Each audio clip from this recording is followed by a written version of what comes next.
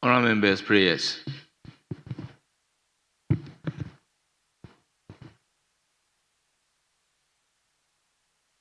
Almighty God, we humbly beseech thee to look with favor upon this Parliament of the Republic of Ghana. Grant that it may perform its high duty as in their sight. Give divine guidance to the President of the Republic. Endow members of Parliament and ministers of state with discernment and vision, integrity and courage, that through the labors of government, this land and people may be well and truly served. Their good purposes for the common human life be realized in our midst. O God, grant us a vision of our country, fair as it might be, a country of righteousness, where none shall wrong his neighbor, a country of plenty, where evil and poverty shall be done away with, a country of brotherhood, where all success shall be founded on service and honor shall be given to the deserving, a country of peace, where government shall rest on the will of the people and the love for the common good. Bless the effort of those who struggle to make this vision a living reality.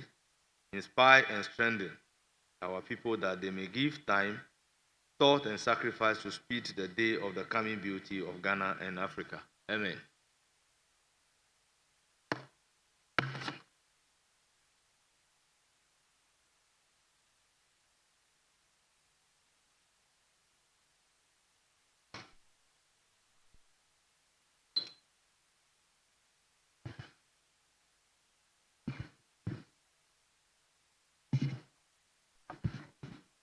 Honourable members, correction of votes and proceedings.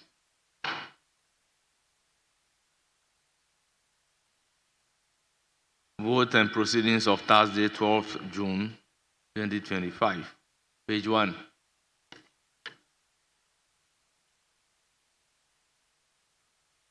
Page 2. Page 3.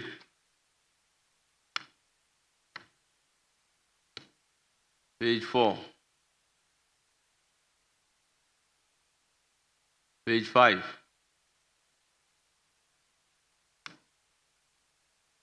Page 6. Page 7. Page 8. Page 9. Page 10. Page 11. Page 12. Page 13. Page 14. Page 15. Page 16. Page 17. Page 18. Page 19. Page 20. Page 21. Page 22. Page 23. Page 24. Page 25. Page 26. Page 27. Page 28. And page 29. Honourable members, in the absence of any correction, the vote and proceedings of Thursday, 12 June 2025 is hereby adopted as the true record of proceedings. Honourable members, official report of Tuesday, 3rd June 2025. Correction.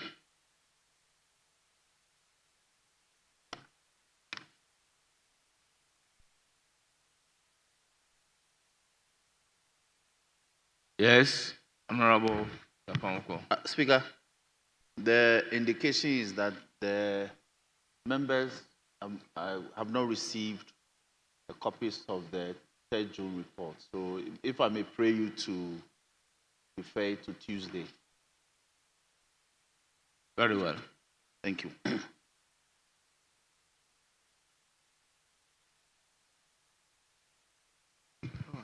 The honourable members, let's proceed to take business statement.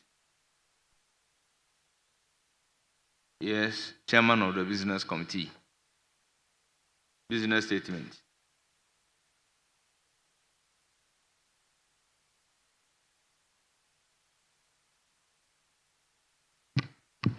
Right Honorable Speaker, your committee met yesterday, Thursday, 12 June, and arranged business for the House for the 4th week ending Friday, 20th June 2025.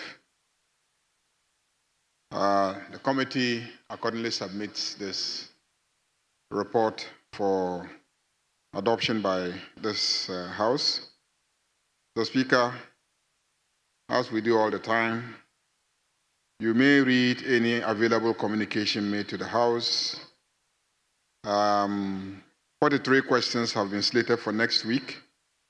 Questions will be asked of the Minister for Trade, Agribusiness and Industry, Environment, Science and Technology, Lands and Natural Resources, Labor, Jobs and Employment, Gender, Children and Social Protection, Works, Housing and Water Resources, Health.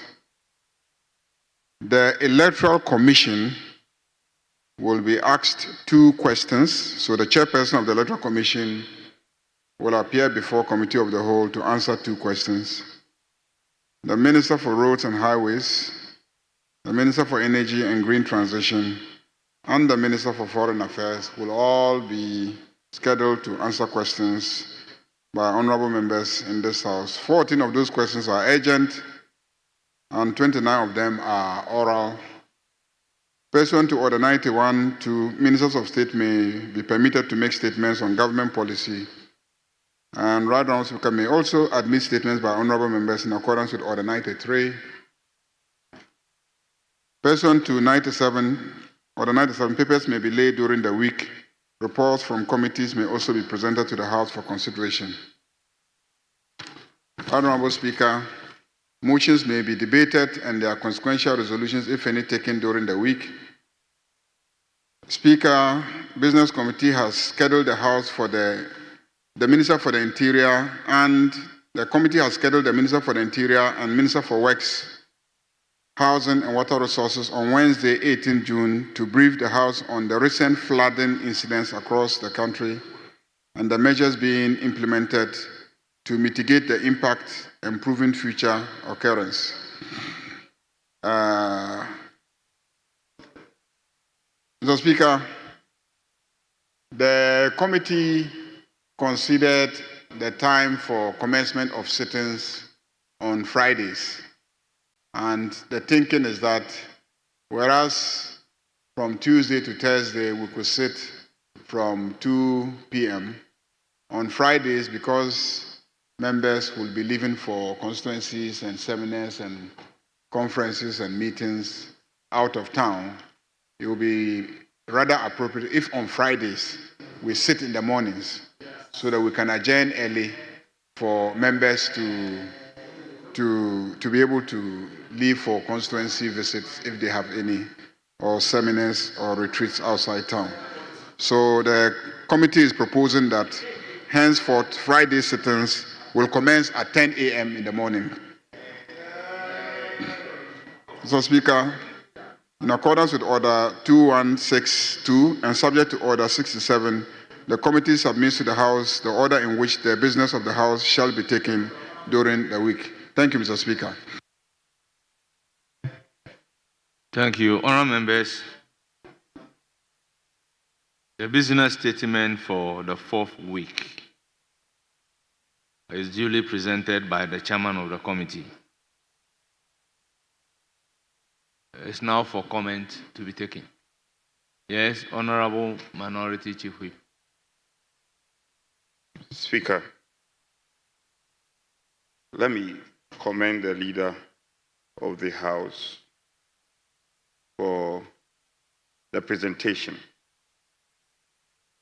particularly a decision for the House to sit at 10 on Friday. I think it's a very popular decision, and it's a welcome one.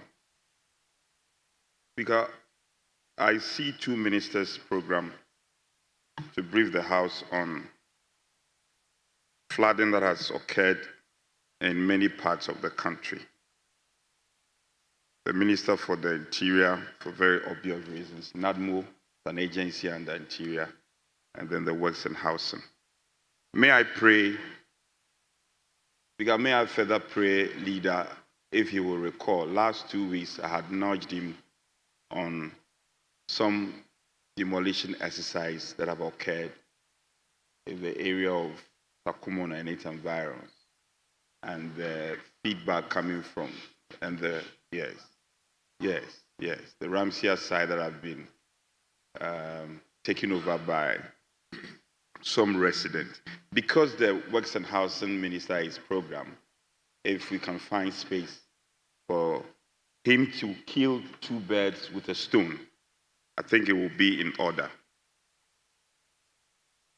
That will be my first observation. Speaker, I see 43 questions slated and scheduled for the ensuing week.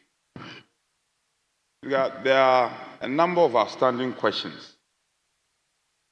I can, off-head, the Fisheries Ministry's question is still outstanding. Transport's question is still outstanding. And I think the average number of questions that we often do is just about 45 and 50. If we can find space to accommodate these questions that have been deferred in respect of transport and fisheries, it will not be out of place. There are matters that are important with regard to GET Fund, NHIA, and DACF, which cannot be elucidated on in plenary. I want to pray your consequential directives so that these administrators are scheduled to meet leadership, emphasis my leadership, for us to go into these matters and draw a definite conclusion as these matters keep raging on day in, day out. So permit me to reference votes and proceedings for Monday, 24th March 2025, where the second Deputy Speaker presided, and on the matter of fire outbreaks at our various markets across the country, consequential referral was made to joint committees, Committee on Defense and Interior and Local Government, and they were scheduled to respond, to investigate and respond. And I think the timeline is expired, and we should be scheduling these committees to bring their report to plenary for us to take a decision, either adopt the report or take some decisions on this. So the Majority Leader will recall that he related to a number of committees who have been hard working during the break. Many of them have been on the field. And I'm reliably informed their reports are ready. We should be scheduling this report. There's a temptation for us to forget this report. There are very germane matters that should be discussed. Finally, on committee composition, I recall before we rose, we had a challenge. And on our side, it's been resolved. And because we stand in defiance of the standing orders, there are a number of members who belong to only a committee, which is not right. We have completed our composition. I know my colleague is also done with his. We should be taking the motion if it is the decision of the House, or if it has to be done administratively, we have to proceed, because a number of our colleagues still belong to just a committee, and it's an affront in terms of our orders. Speaker, in line with our constitution, last 2 weeks I raised this matter on mining lease agreement. Specific Goldfields Dam mining lease agreement. We know the executive has extended the lease. And before Parliament ratifies, we are well informed that the company is already working before the ratification by this House. That is wrong. It's against the Constitution. And I suggest that the leader of the House should ensure that these agreements are ferried to the House for the needful to be done. Again, we read about visa waiver agreement, which have been entered into by the executive. I know about Morocco and a number of countries. They must find their way to this House. Majority leader, they must find, I hope I have your attention, these agreements must find their way to this House so that we can do the needful. So can the majority leader confirm or otherwise? We are picking intel that after the executive brought de-levy, they are now bringing a road toll levy. We've heard, and we are picking the intel, which the charge will range between 4 cedis, 5 cedis. We pray the majority leader who sits in cabinet to confirm or otherwise. There's apprehension out there. Ghanaians are worried. Already, we are suffering under the de-levy, so much pressure. And the de-levy, we are told, the charge is now 4 cedi 50 pesos per gallon. This is so exacting. We've not had some respite. And another one, we are told another one is coming. We hope, I pray it is not the case. And we will need him, this is a House of Record, to relate to this matter, either confirm or deny. Speaker, so in a summary, I think these are my observations, and particularly to emphasize on the administrator for DACF, NHIA, Get Fund, being scheduled to meet with leadership to bring finality to these concerns that are raging on. I thank you, Speaker.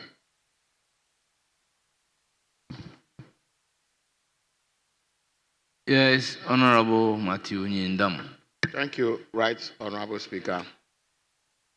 Mr. Speaker, I think I want to make a further input into what the Chief Whip have just said concerning the Get Fund administrator, the NHIA, and then the other body.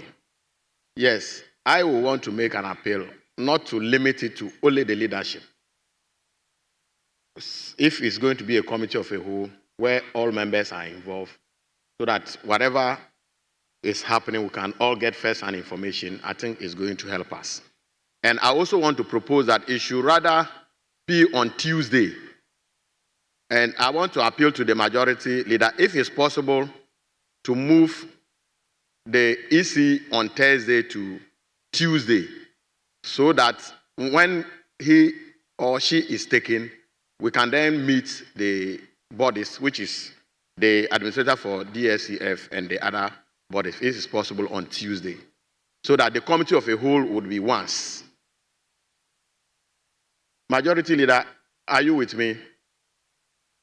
Are you with me? Please, because we want to have a committee on the whole on Thursday to take the EC. So my proposal is that if it's possible, why don't we move her and her team to Tuesday so that we can take both Common Fund Administrator, NHIA, and then Get Fund at the same time. That is my proposal. Mr. Speaker, I'm surprised there are a lot of issues that have not still been resolved. And I'm surprised the majority leader is surprised and asking for what. The chief whip should be briefing you. Because for almost a week or two now, when the Minister of Finance came here to tell the whole world what is going on. But unfortunately, Mr. Speaker, that's not what is happening. And so if we get the administrators, it's going to help us. Thank you, Right Honorable Speaker.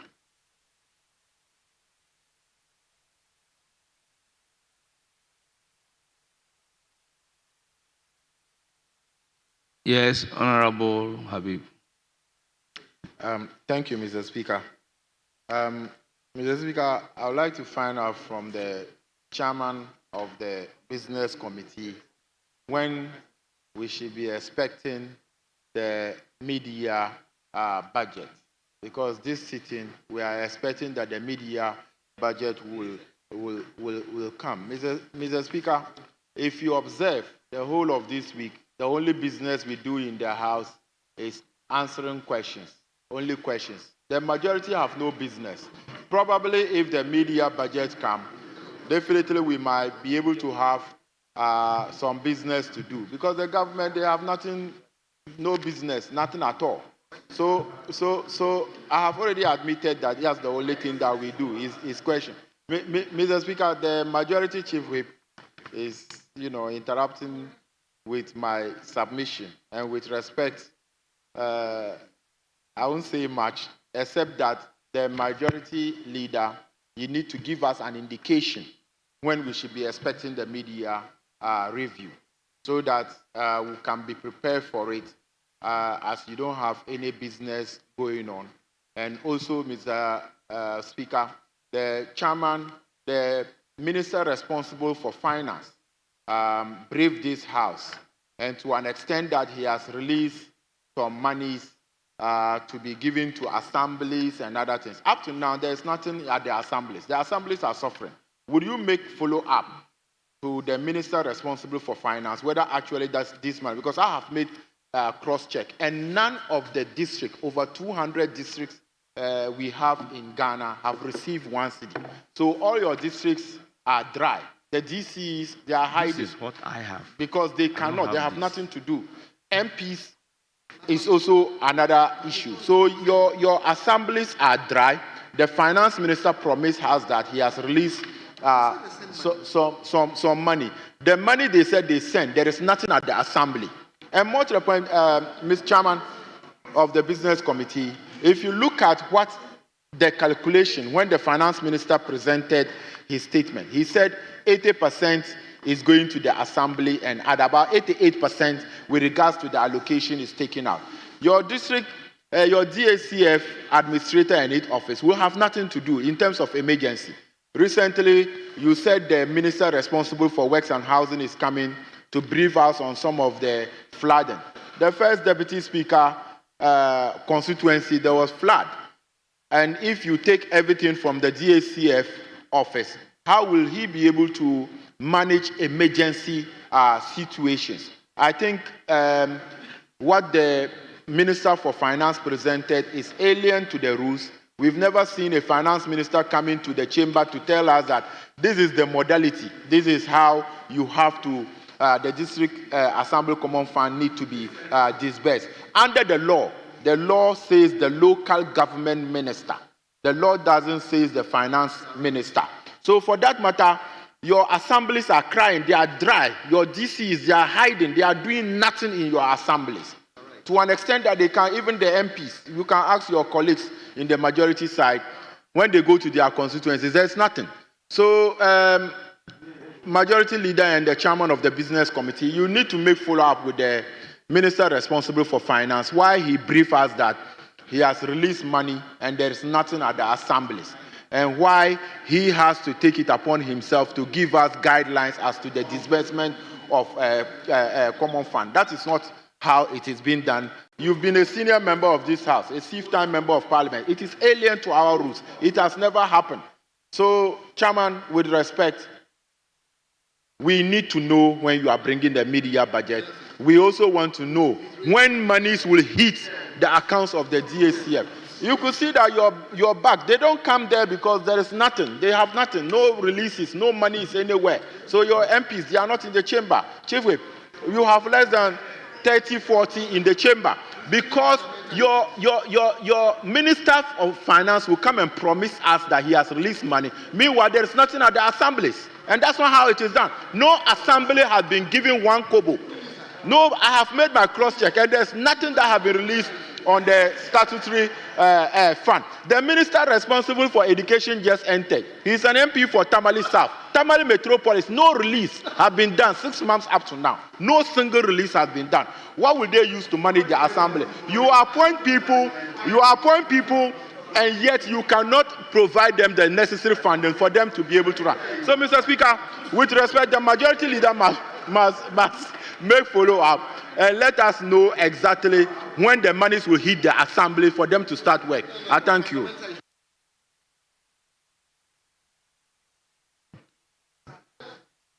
Yes. Chairman of the Business Committee.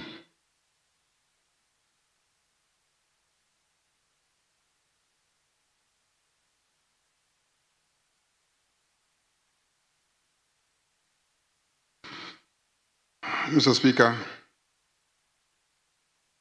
a lot of what I've heard is arguments and pieces of advice and appeals being made. We'll take all those appeals on board. I have personally cited the communication from the Finance Minister to the Controller and Accountant General, releasing the funds. If a member says on this floor that funds have not reached the assemblies, I'm unable to confirm that. I'm also unable to use a verbal assertion by a member on the floor as statements of facts, but they are not statements of facts. I haven't received the testimony of one chief executive that he has not received any funds at his assembly. Be that as it may, I will follow up. I will check if the funds haven't hit, but I saw the letter releasing about 2 weeks ago, not even a week ago, 2 weeks ago. So I'm very confident that indeed the Finance Minister has released the funds. We will also direct the various chairpersons of the committees to present their reports. I do agree with you that as they went round during recess, very interesting matters came up. I've seen some in the various reports, and so we'll start taking the reports. So I urge our table office to capture this so that we'll work on getting the committee chairs to come and present the various reports starting this week. And I don't know if the Minister for Works and Housing is the proper person to come on the issue of the demolitions that took place. If the demolitions were as a result of a decision of the EPA because the buildings were sited at a wrong place, being Ramsar sites, it might not be the Minister for Works and Housing. If they were demolished by a district assembly because the zoning arrangements did not permit them to build there, it might not be the Minister for Works and Housing. And so I think that a question would be the most appropriate, a question informed by some research as to who really is responsible for the demolitions. Otherwise, we'll summon the Minister for Works and he will come and tell us that he doesn't know anything about the demolitions in the first place. About the Common Fund Administrator and then Get Fund Administrator coming here, I will check with them. I'm sure they are our appointees and they can come here and then account to us at any time. We just need to be clear on what the agenda is so that they can have advance notice to prepare. If it is about the releases and whether they have released and etc., I can check on those ones and I can relay the information to honorable colleagues As for the question of whether or not there will be road tolls reintroduced by this government, I'm surprised that this matter is being raised by my colleagues opposite, because they hurriedly suspended the law. And I recall that in the dying days of their regime, they were making frantic efforts to reintroduce road tolls. Unfortunately, they didn't have the capacity and numbers in this House to do it, because they had lost their majority in the House, and the House couldn't sit, and it became impossible to reintroduce the road tolls. Otherwise, the NPP government, frantically tried very hard. They made serious efforts to reintroduce road tolls, because road tolls are not bad. Road tolls are not bad. Road tolls are necessary for ensuring that we maintain the roads. And Ghanaians have been complaining because the roads are not being maintained. And the roads are not being maintained because the arrangements Ghanaians made for maintaining their roads was jettisoned, abandoned, because some people wanted to use it as a bargaining chip to introduce electronic levy. And they introduced electronic levy, which failed, and then also they had deprived Ghanaians of their road tools that were used to maintain their roads. And the roads are getting damaged and need to be maintained. And so I will not be surprised if it comes anytime soon, but we have never shied away from our conviction that road tolls are necessary for the maintenance of our roads. And so I can't give you any specific time, but it is not something that is totally unforeseen. I hope I have captured most of the issues. If I have left out any other issue, I can be reminded. So, Mr. Speaker, those are my responses. Mid-year budget, I think that in due course, the finance minister would let us have an indication when the mid-year budget is going to come. I think that we are mid-year now, and so anytime in July, I think in July it will come. I wasn't at the last cabinet meeting, so in July, I'm told by my one of my ministers who was in attendance that perhaps in July we will have the mid-year budget presented to us.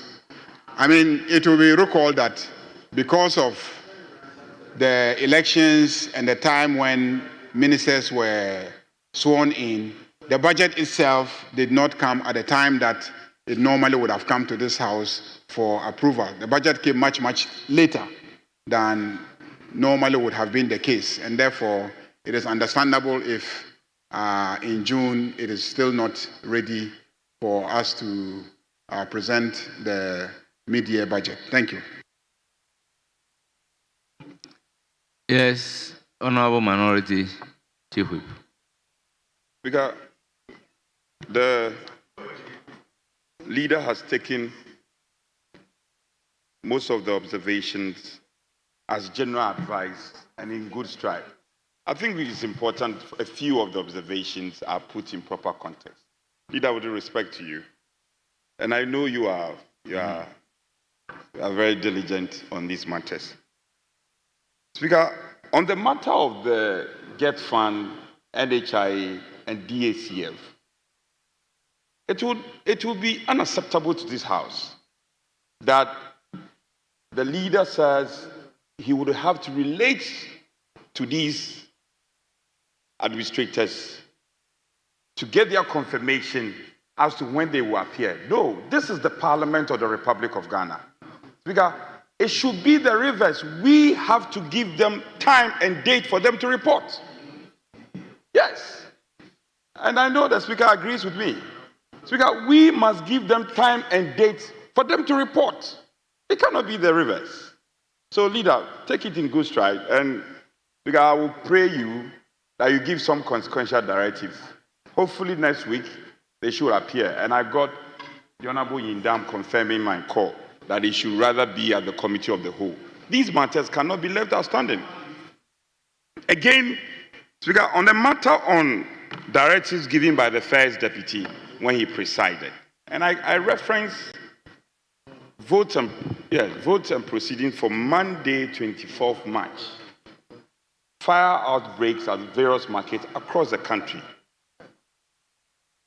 Joint referral to Committee of Defense and Interior and local government. And they were scheduled to investigate and report. The time is far elapsed. And so my point is, these committees should be programmed to submit their report to plenary for us to adopt. Leader, this cannot be a general advice. This is a specific matter, and we need you to respond specific to it.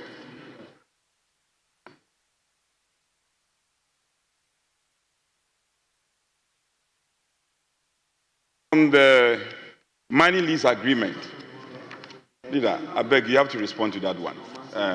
These are very important matters that cannot be muffled by the many and the plethora of matters raised. So, Speaker, may I pray you that the leader should respond specific to these matters.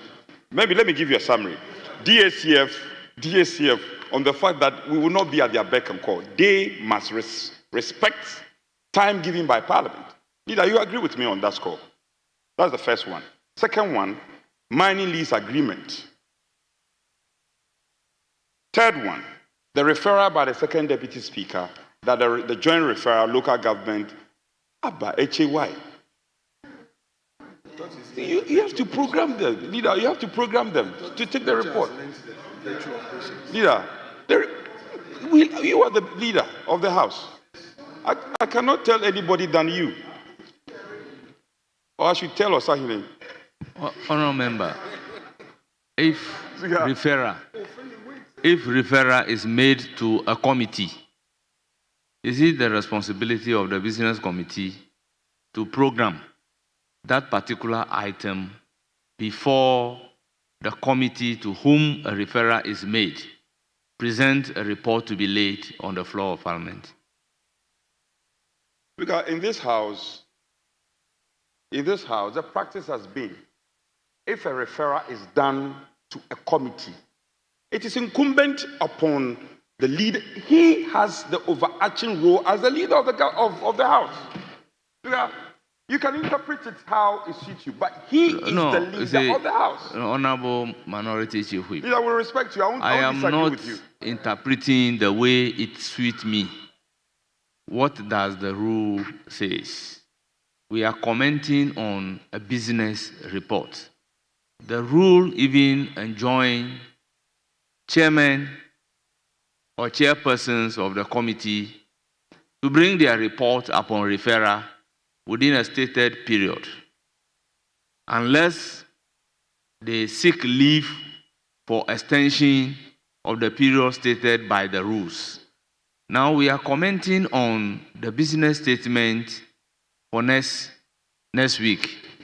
The referral was made to the committee, but the report of the committee is not laid in this house. So what do you expect the business committee to do in the circumstances?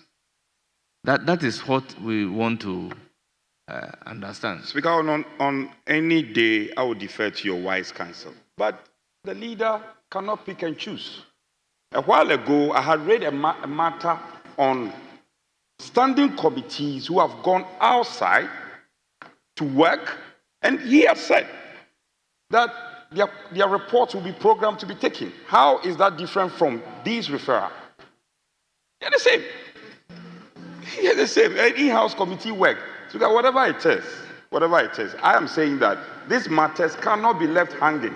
To the extent that we have a leader of the House, he must have an overarching functionality over these matters. These are my views. And I think he should take cognizance of it. Leader, thank you.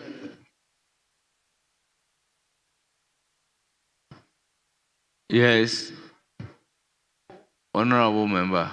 Let's add this, then you can take it.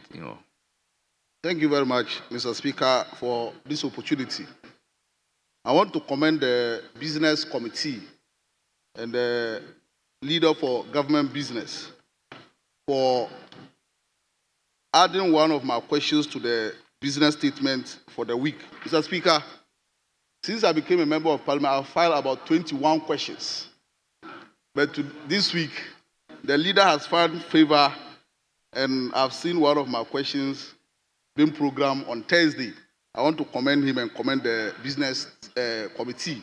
But Mr. Speaker, one very important question that I wanted to see this week and I've not seen is the issue that has to do with Sedin and Tamakulu. And I want to appeal to the majority leader if he can program the Attorney General to brief the House the steps and process that the Attorney General is taking to extradite Sedin and Tamakulu, who was convicted by a competent court for misappropriation of 70 million Ghana cedi. So, Mr. Speaker, I want to appeal to the leader to program the Attorney General, if not this week, maybe next week, because I've asked a question some time ago, and my question has never found its way to the business statement. So, Mr. Speaker, I'm appealing to the leader to program the Attorney General to brief the House next week, the process that the Attorney General is taking to extradite Sedin and Tamakulu for misappropriating 70 million Sedin and Tamakulu. Sedin and Tamakulu. Honorable member. Honorable member. Thank you very much, Mr. Speaker. There is one thing submitting the statement, and there is another thing admitting the statement. Are you aware whether your statement is admitted or not admitted? You may submit the statement, but if the statement is not admitted, it cannot be programmed to be taken. Thank you very much, Mr. Speaker. Mr. Speaker, I'm not aware. So if you are not aware whether your statement is admitted or not admitted, how do you expect the business committee to program a question not admitted to be taken? That's why I'm appealing to the leader for government business to take account of that. Honorable Majority Leader, you have the floor. Thank you. Very well. I can. Right, Honorable Speaker. On the issue of the various administrators, I have no objection to any administrator coming here. In fact, I just left the Common Fund administrator, who actually expressed a desire to come and brief us on a quarterly basis what is happening at the Common Fund. So they have no problem with coming to brief us. I just said that we need to get their schedules, and we also need to know what the agenda is so that I can confer with them. Because if they come and then we ask them questions that they haven't prepared for, the meeting will not be fruitful. So that's all that I said. I didn't say that they should come here at their pleasure. No, they have a duty to come. But if you are scheduling somebody, you also have to be mindful of their own schedules. I think that the issue of the Attorney General, the Speaker has already given some guidance. If it's a question, it has to be admitted by the Speaker. As a business committee, we don't admit questions. The Speaker admits and then we schedule them. Same way, we don't admit statements. The Speaker admits and then we schedule them. On the specific issue of reports, we have already stated in the business statement, item 2D, that papers and reports, when they are ready, can be taken at any time during the week. We've already made that statement, and it's a common general statement that we make every week, that papers and then reports, can be taken. So whenever they are ready, they will be taken. On the issue of mining lease, I do agree with you that the various mining leases should be brought to the House for us to approve. And this call goes to the Minister for Lands and Natural Resources. I think in my opening statement, when this meeting was going to start, I did indicate that this House is interested in looking at all those agreements, because the mining sector has become the leading, sector when it comes to contribution to our GDP. And so we need to improve our effort as a House to hold the sector accountable and to hold those in the industry accountable. And the only thing that we can do to contribute to this is to scrutinize the agreements and make sure that the agreements are favorable to the people of Ghana. But if the agreements don't come here, and yet the mines are operating as they have done in the last 8 years, I think that it is not the right thing to do. I have been in this House for the past 8 years, and very few mining agreements have come here. And yet there are mines mining across the country. And we take it as a serious matter. And we will call on the present minister to take a serious view of it and then bring the various agreements for us to work on. I think those are the issues raised.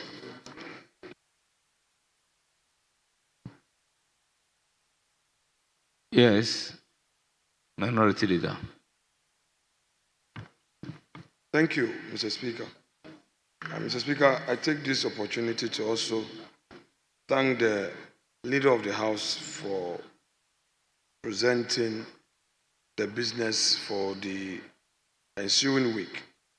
However, I have some few observations that I would propose for consideration for the ensuing week. Mr. Speaker, on Wednesday, the 11th of June, there was this publication by Ghana Health Service to the effect that we have now recorded 85 infections with respect to this Mpox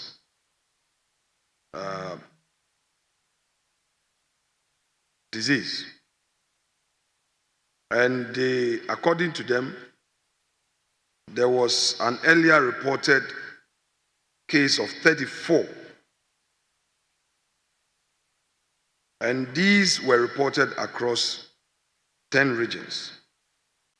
Indeed, the Ghana Health Service has urged the public to remain alert and report symptoms of such cases, and they've outlined symptoms as fever, rash, headache, muscle pain, swollen limb, and all. Mr. Speaker, I would want to humbly suggest to our respected colleague who also leads us in this House to program the health minister to appear before us next week to brief the House. Such briefing would also help us in our subsequent engagement with our constituent, because it's a major health concern. And I pray that this appeal finds favor with him. Mr. Speaker, the second issue has to do with the trade ministry. Mr. Speaker, the Honorable Finance Minister in his budget statement announced that the policy of 1D, 1F has been cancelled. We have not heard of any policy replacement for the private sector. Indeed, Mr. Speaker, according to Africa Exponents, a report they published recently, Ghana has been ranked as the 8th among Africa's top 10 manufacturing countries. And this report indeed highlighted the sustained focus on the value-added manufacturing we've achieved in agriculture and cocoa, as well as the impact of the 1D1F initiative in promoting SME growth. So I believe that though the 1D1F has been done away with, at least the impact has been acknowledged globally. With the government's intent to support the private sector, if there is clarity on the policy for the private sector, then there would be some certainty in encouraging investment into the country. So, Mr. Speaker, government alone cannot absorb the many graduates coming from the universities, and a proactive step by government will help. I therefore would want to urge Majority Leader to program our colleague, the Trade Minister, to come provide clarity on alternative policies government has introduced or is introducing for the private sector, just to encourage investment in our economy. Mr. Speaker, I shall have a last point also for the day. Mr. Speaker, the Honorable Minister for Energy and Green Transition or what's the other one? Very well. Minister of Energy, I want to get a full rendition. And Green Transition, very well. I wanted to be sure. Mr. Speaker, our respected colleague who is the Minister for Energy and Green Transition recently announced in Parliament that his ministry is going to undertake some major reforms at ECG. Mr. Speaker, for me, having served as the chair of that institution for some few months, it comes as a good news because oftentimes costs is offloaded to consumers or users of power. And we know of major inefficiencies in that field. Announcement was made in respect of the loss reduction program, and he talked about it, that the loss reduction program is going to be pursued vigorously. I again would appreciate if the minister is programmed to update this House on this very important matter. Mr. Speaker, when it comes to the power sector, we cannot treat it as MPP NDC affair. And I say so with a lot of passion. Many people use the power that we pay without paying. I came across a report, and it was alarming that about 30% or even less of Ghanaians, households and industry, pay for the power we consume. Yet, we often play politics with the issue. When the burden is on central government, then we reduce it to partisan politics. I think that the time has come for us to support the position taken by the minister. And the only place to give an update is this House. After all, he came to make this announcement before us that he's going to pursue certain measures to help deal with those who are not paying power for electricity, and that would mean tariffs should go up.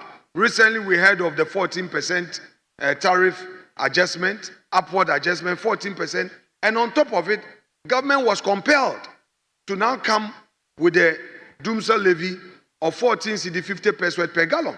And the main rationale was to get enough money to support the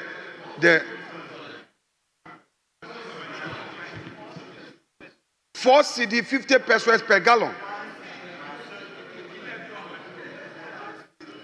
No, in terms of the gallon, Yes. it's 4 cedi. Honorable Minority Leader, Majority Chief Whip. No, Mr. Speaker, is he on a point of order? Okay, that's all right. I will yield to you. Oh, no. So you.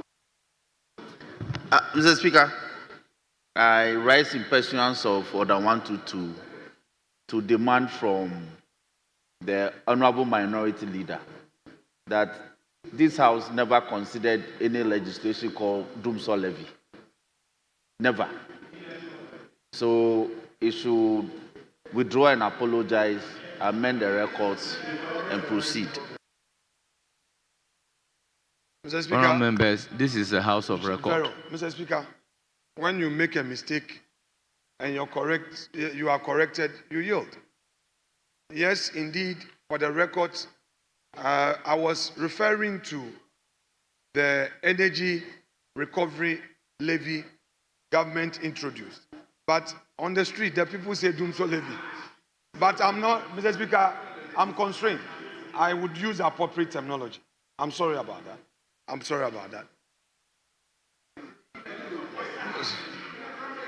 Mr. Speaker, humility is the rule. Humility.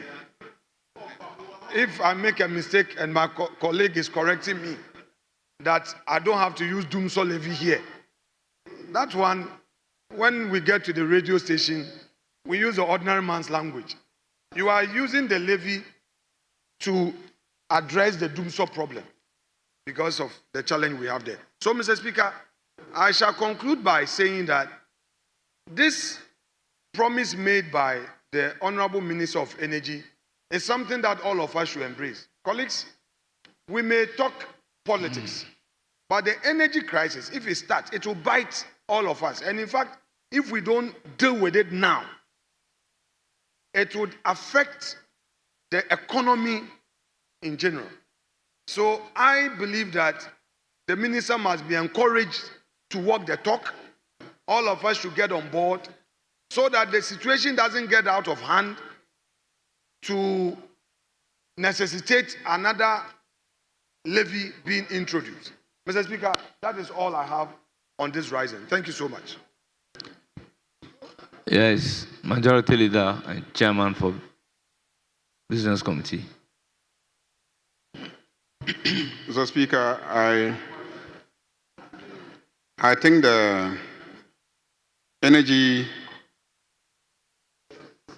Minister will in due course make the relevant policy pronouncements in this House. Indeed, there is a comprehensive plan by His Excellency President John Dramani Mahama to deal with our energy challenge. The minister has severally given indications of, Mr. Speaker, he asks the questions, he asks us to raise the issues. We are addressing the issues, and he is behaving as if we are not responding to his issues.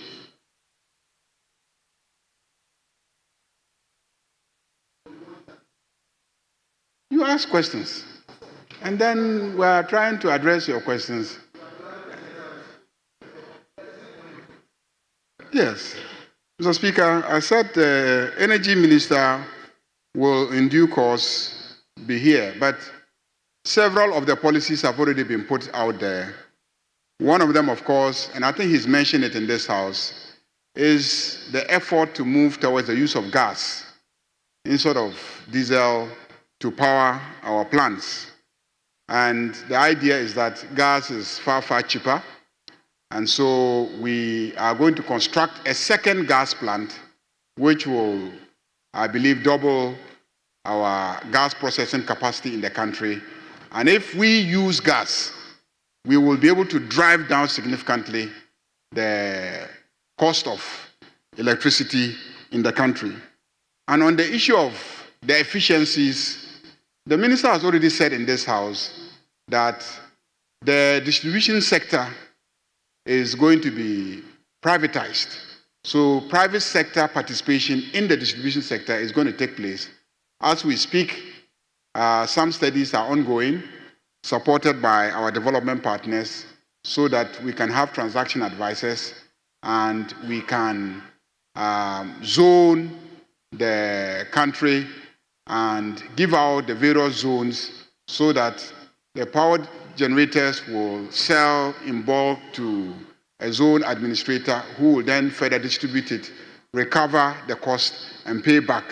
And we believe that if that is done, the private sector will be able to ensure efficiency, will ensure that they deal with the issue of theft, as you are complaining about, and then also recover the cost and pay back to the generators so that government is not burdened with the debts that accumulate because generators of power are not paid their money.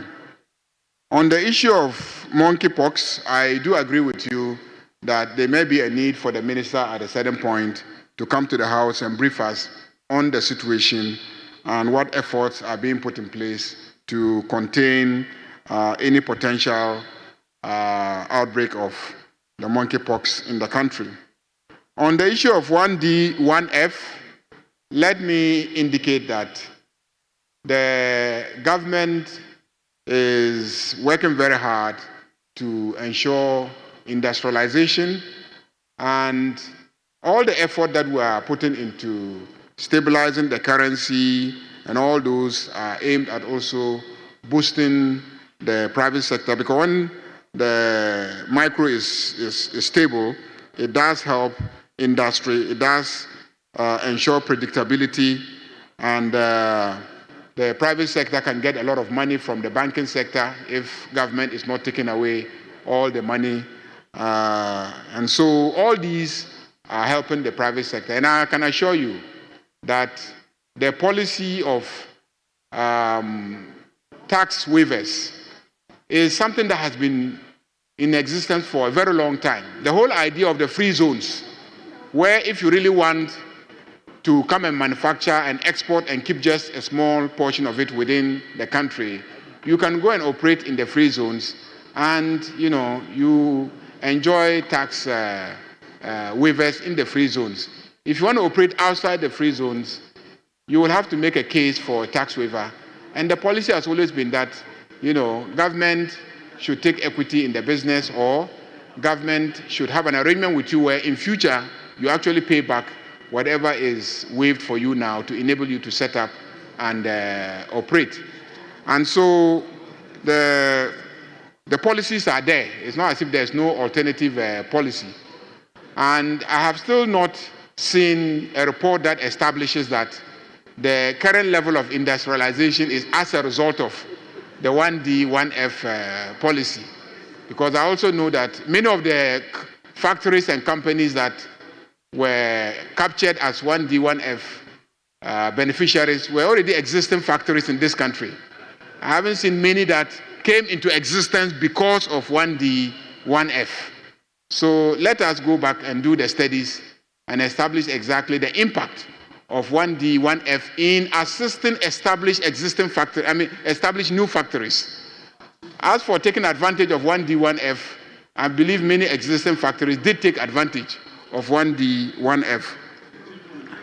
Mr. Speaker, I think those are the issues that the minority leader has raised, but I believe that ministers can be programmed to come and then speak to those matters.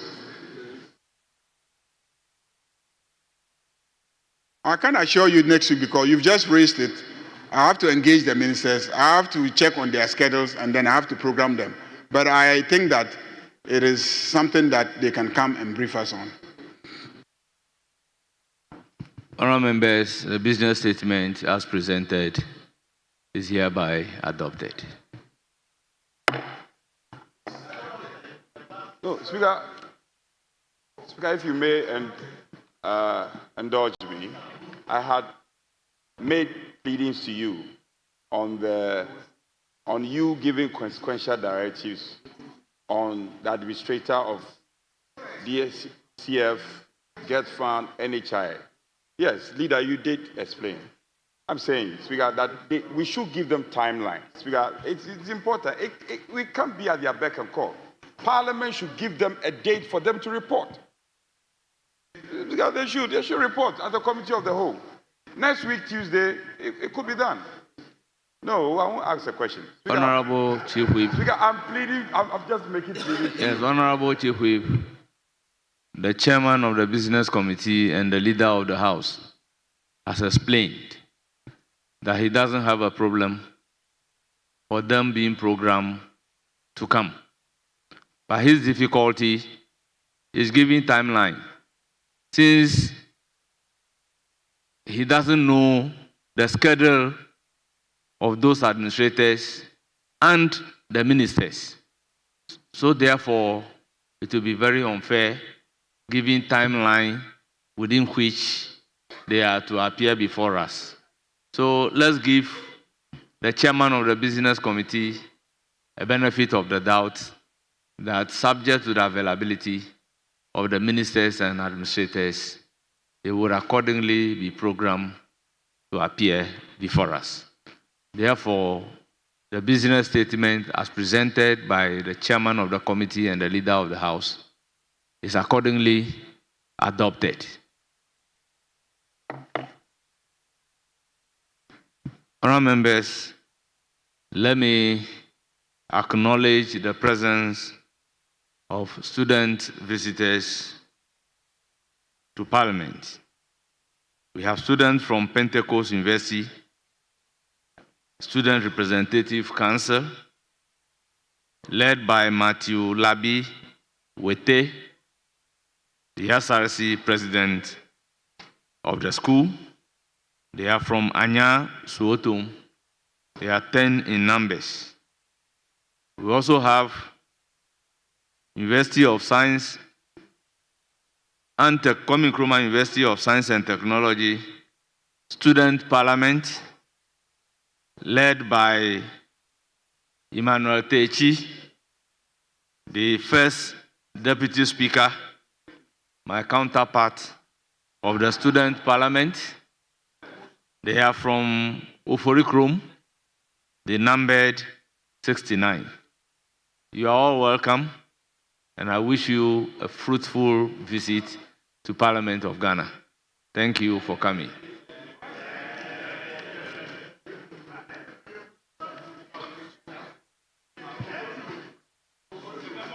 Honourable members, the next item in sequence is statement. Honourable members, we've admitted statements programmed by the clerk to be taken. May we proceed to take some of those statements? Yes, Honourable Minority Leader. Mr. Speaker, I shall humbly pray you for some dispensation. Mr. Speaker, you admitted my statement, which has been scheduled to be taken. But, Mr. Speaker, I must admit that the error of not indicating my colleague, whom I jointly prepared the statement with, was mine. The error was mine.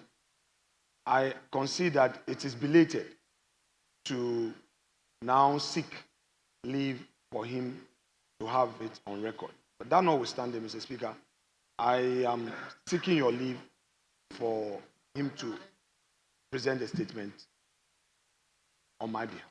It's a prayer for leave. I'm just seeking your leave. Please.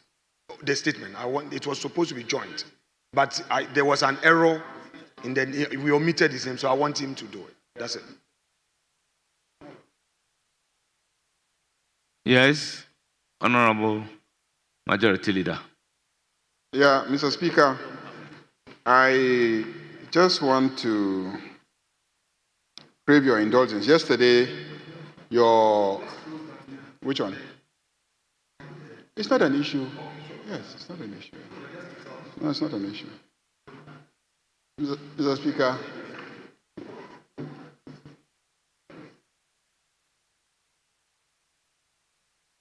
Mr. Speaker, statements are entirely within your discretion, so I'm not commenting on whether or not a statement should be admitted. Very well. Then let's first of all address Okay.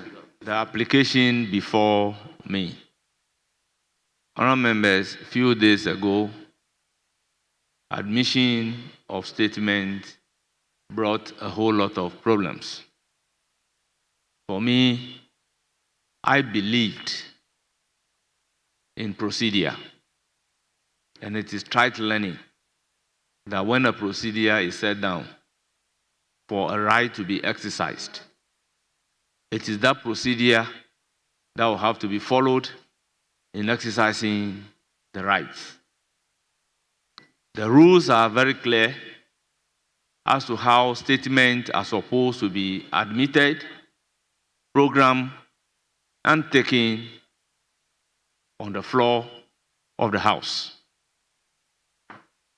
I cannot receive one statement based on certain texts and be told on the floor of Parliament and be given another statement that that new statement should be allowed to be read without an opportunity to cross-check whether the terms of the new statement is the same as the one admitted.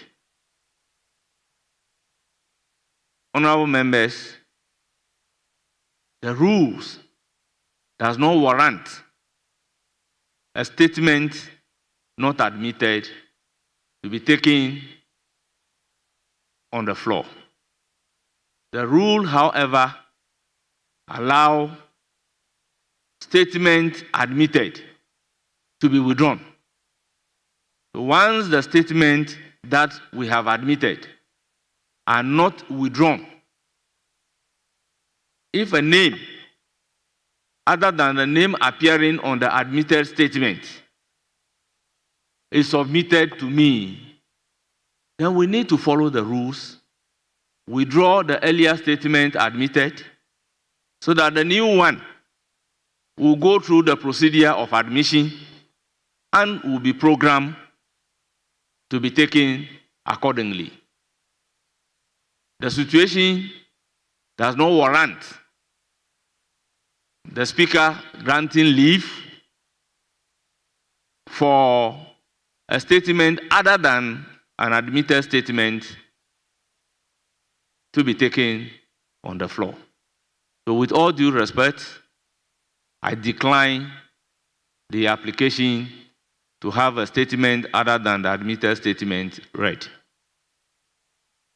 Mr. Speaker, with respect, first as it pleases the chair, but Mr. Speaker, my application was not to vary the statement. No, Mr. Speaker, I won't spring surprises on you.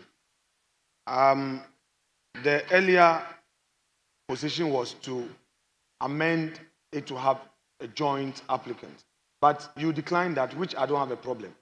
All I am saying is, with your leave, and I've consulted my colleagues, my colleague, the majority leader, he is not opposed to the engagement I had with him. I'm only having your leave for my colleague to read it on my behalf, the same text that and you have your copy with you. We are not moving outside of it. It's just your leave for him to read it on my behalf. And leader of the House has obliged me. We're only seeking your leave for that to be done. It does happen sometimes where a member is not able to ask his question, or there's some reason pleads for a colleague to take it in his stead. So we are not changing the statement. It's the same thing, please. Respectful minority leader. Yes. Under what rules will I admit statement in the name of Osahin Alexander Kwamina Afanyo-Makins only to allow that statement to be read by another person? Mr. Speaker, so probably you can guide me by the rules. Yes, please. Mr. Speaker, Under normal circumstances, if for some reason I'm not in the chamber, like we do for questions, a member with the permission of the applicant would proceed. Mr. Speaker, there is no express provision that allows a member whose statement has been admitted and present to seek the leave of the Speaker for another member to read it on his behalf. But Mr. Speaker, I am only coming under your wider inherent powers that allows you to magnanimously grant leave where, Mr. Speaker, you're looking elsewhere. I'm applying, Mr. Speaker, I'm making an application to you. Don't look at my past sins.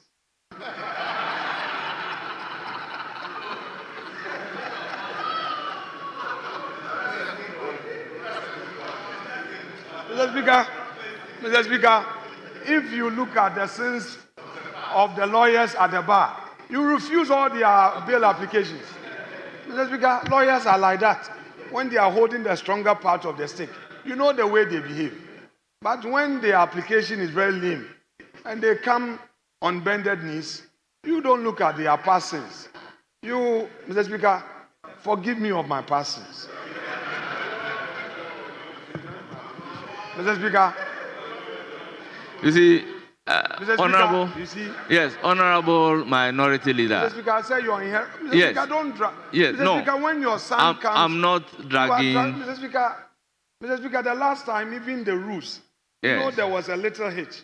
Yes. Then I came Yes. to your aid. Yes. You know, Mr. Speaker. Yeah, that is so I'm why. just pleading. That is why I am also coming to your aid Mr. in I've these accepted. circumstances. Mr. Speaker, I've accepted. In the circumstances, in fact, if you look at Standing Order 88(3), it states that in the absence of the member, any other member so authorized may, with the prior permission of the Speaker, ask question.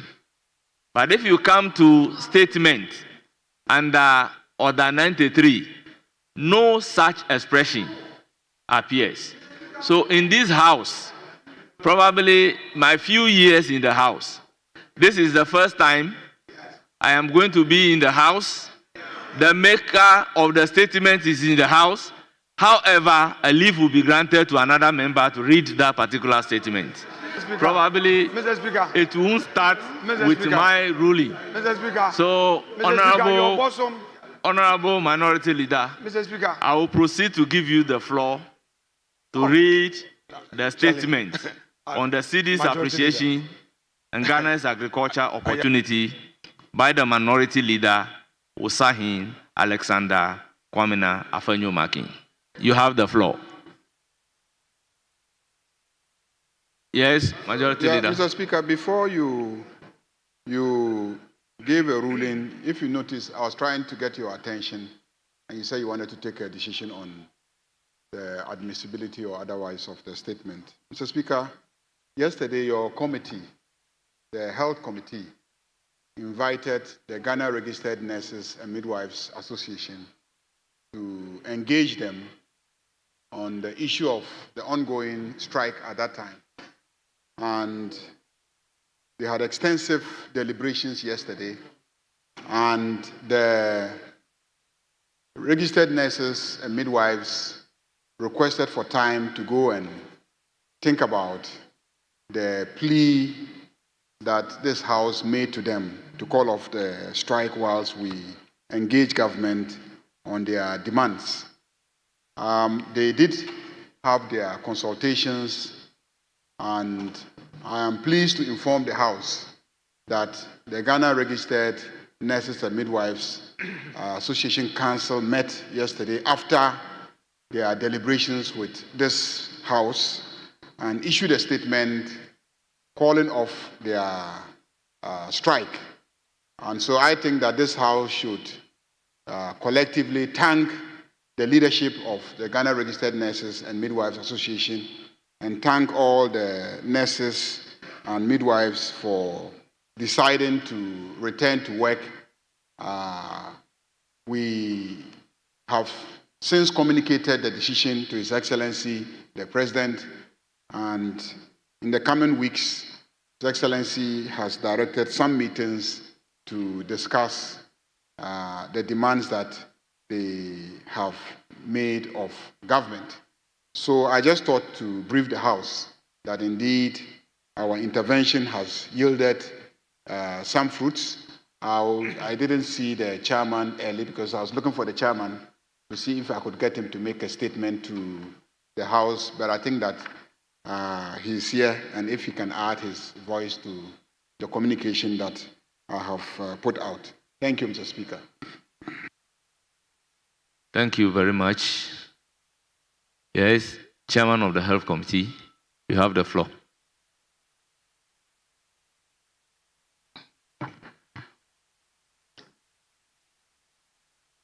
Thank you very much, Right Honorable Speaker,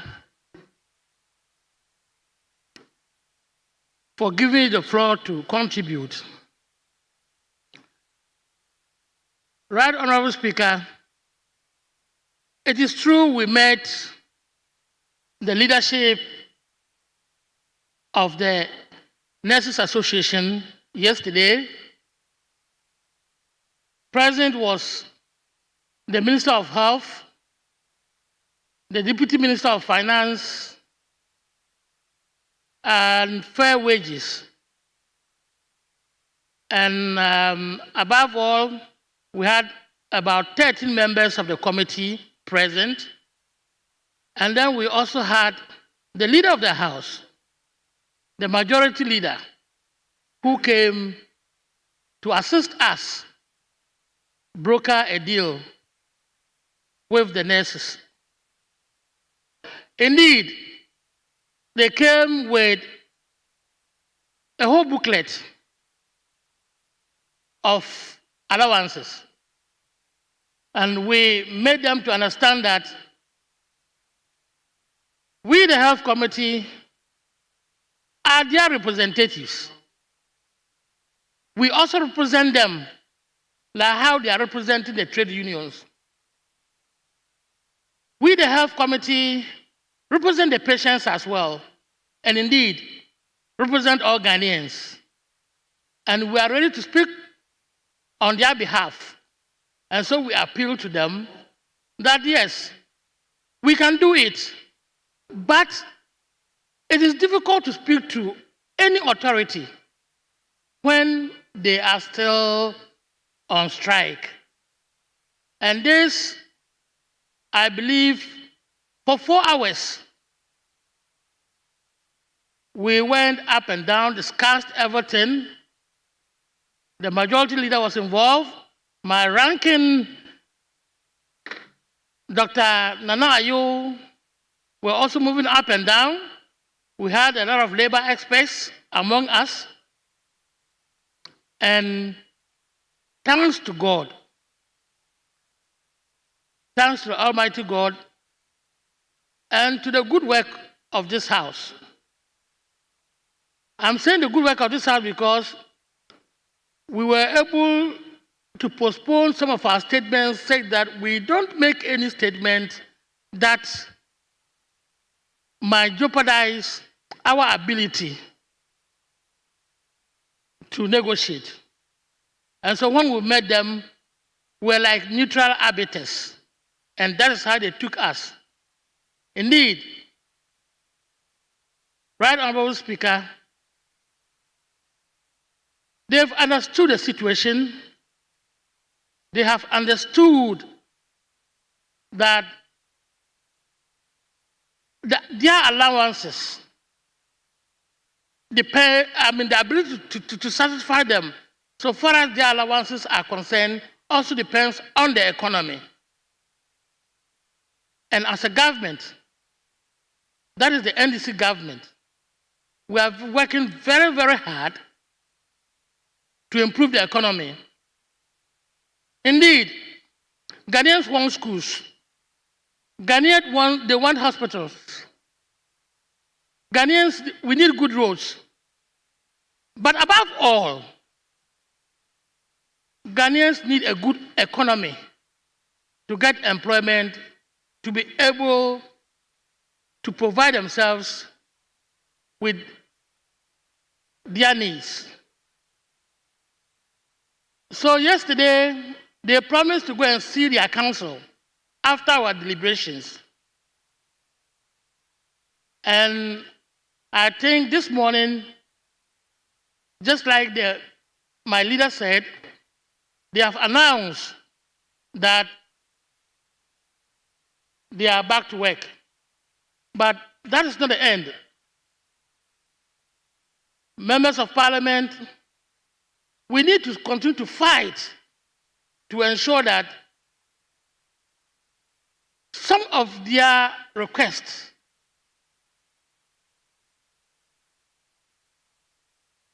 the executive arm of government will listen to them.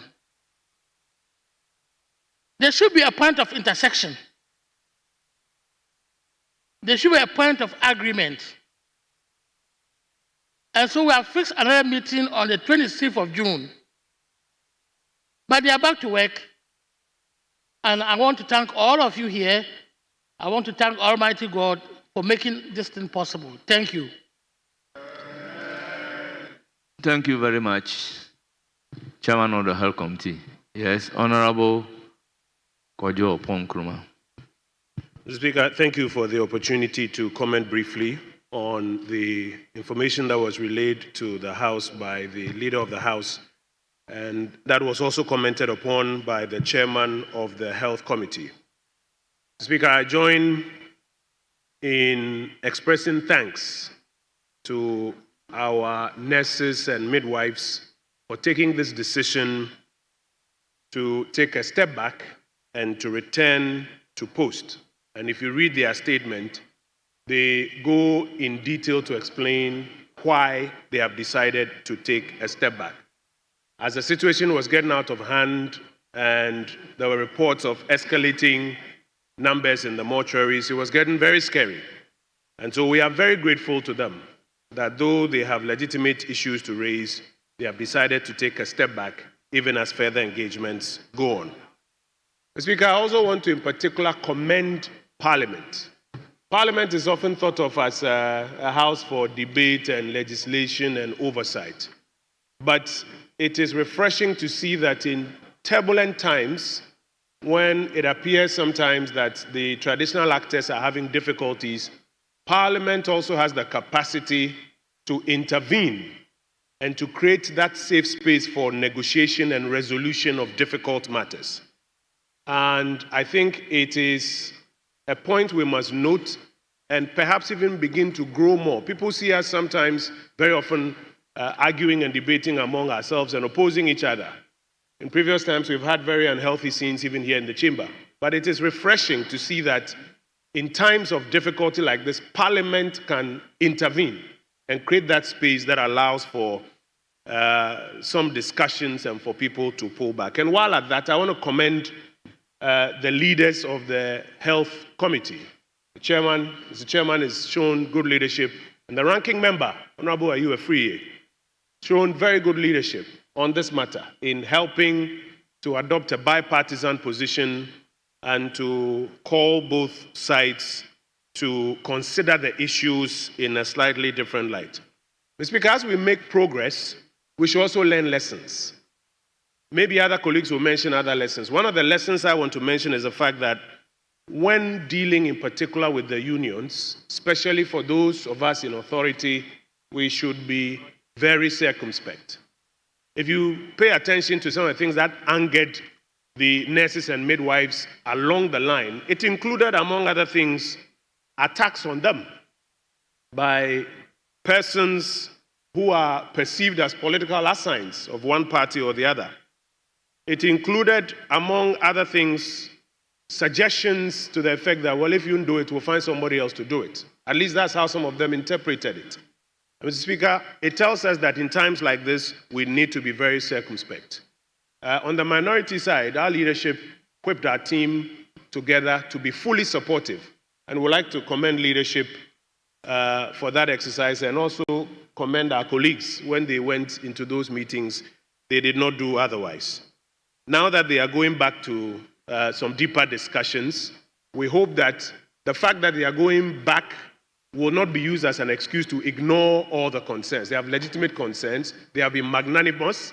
Let's also show good faith as a nation to them. I thank you, Mr. Speaker, for the opportunity. Thank you so much.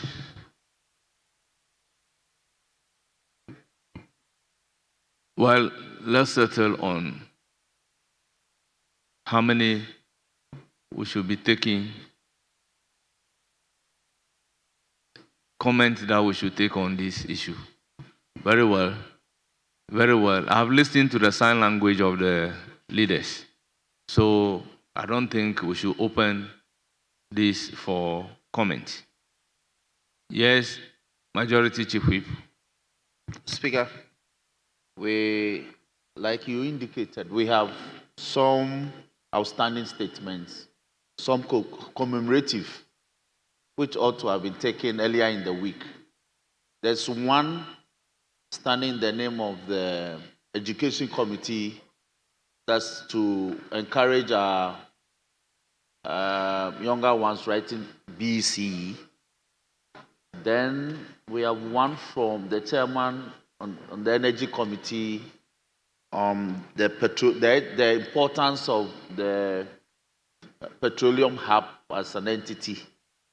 So, Mr. Speaker, if we will indulge us to prioritize those two statements.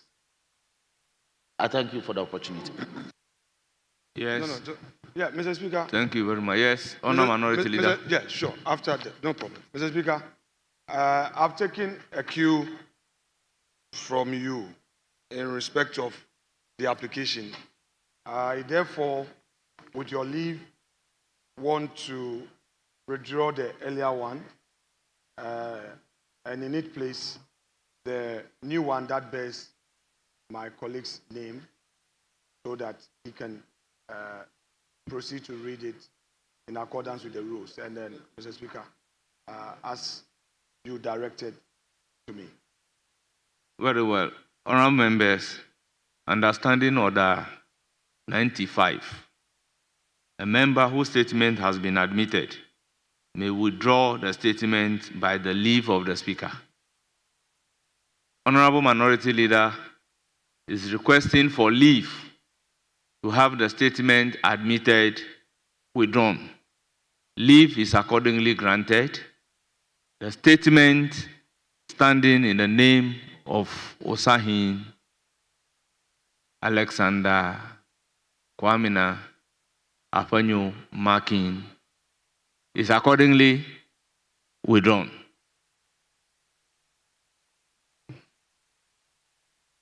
Mr. Speaker, Yes. as directed per the communication received and your good counsel, the amended statement which you have previewed, but bears the name of my colleague, if it pleases you, you may grant him leave to enable him proceed to read.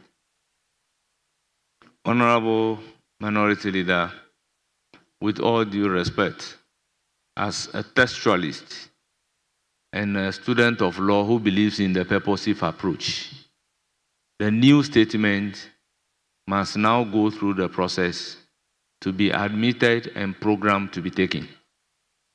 Mr. Speaker, we operate on the basis of trust. Mr. Speaker, whilst seated, I received a communication from our usual transmitters, and I did indicate that I do not want surprises. I was assured that there will be no surprises. Mr. Speaker, we operate here on the basis of trust. And if we go by a certain approach, then it means that trust will break down completely. Mr. Speaker, I received words of honor from a transmitter, and I relied on it. But if we're going to have surprises, Mr. Speaker, it becomes difficult for me. Because I had a firm understanding that. Honorable Minority Leader, it is indeed true.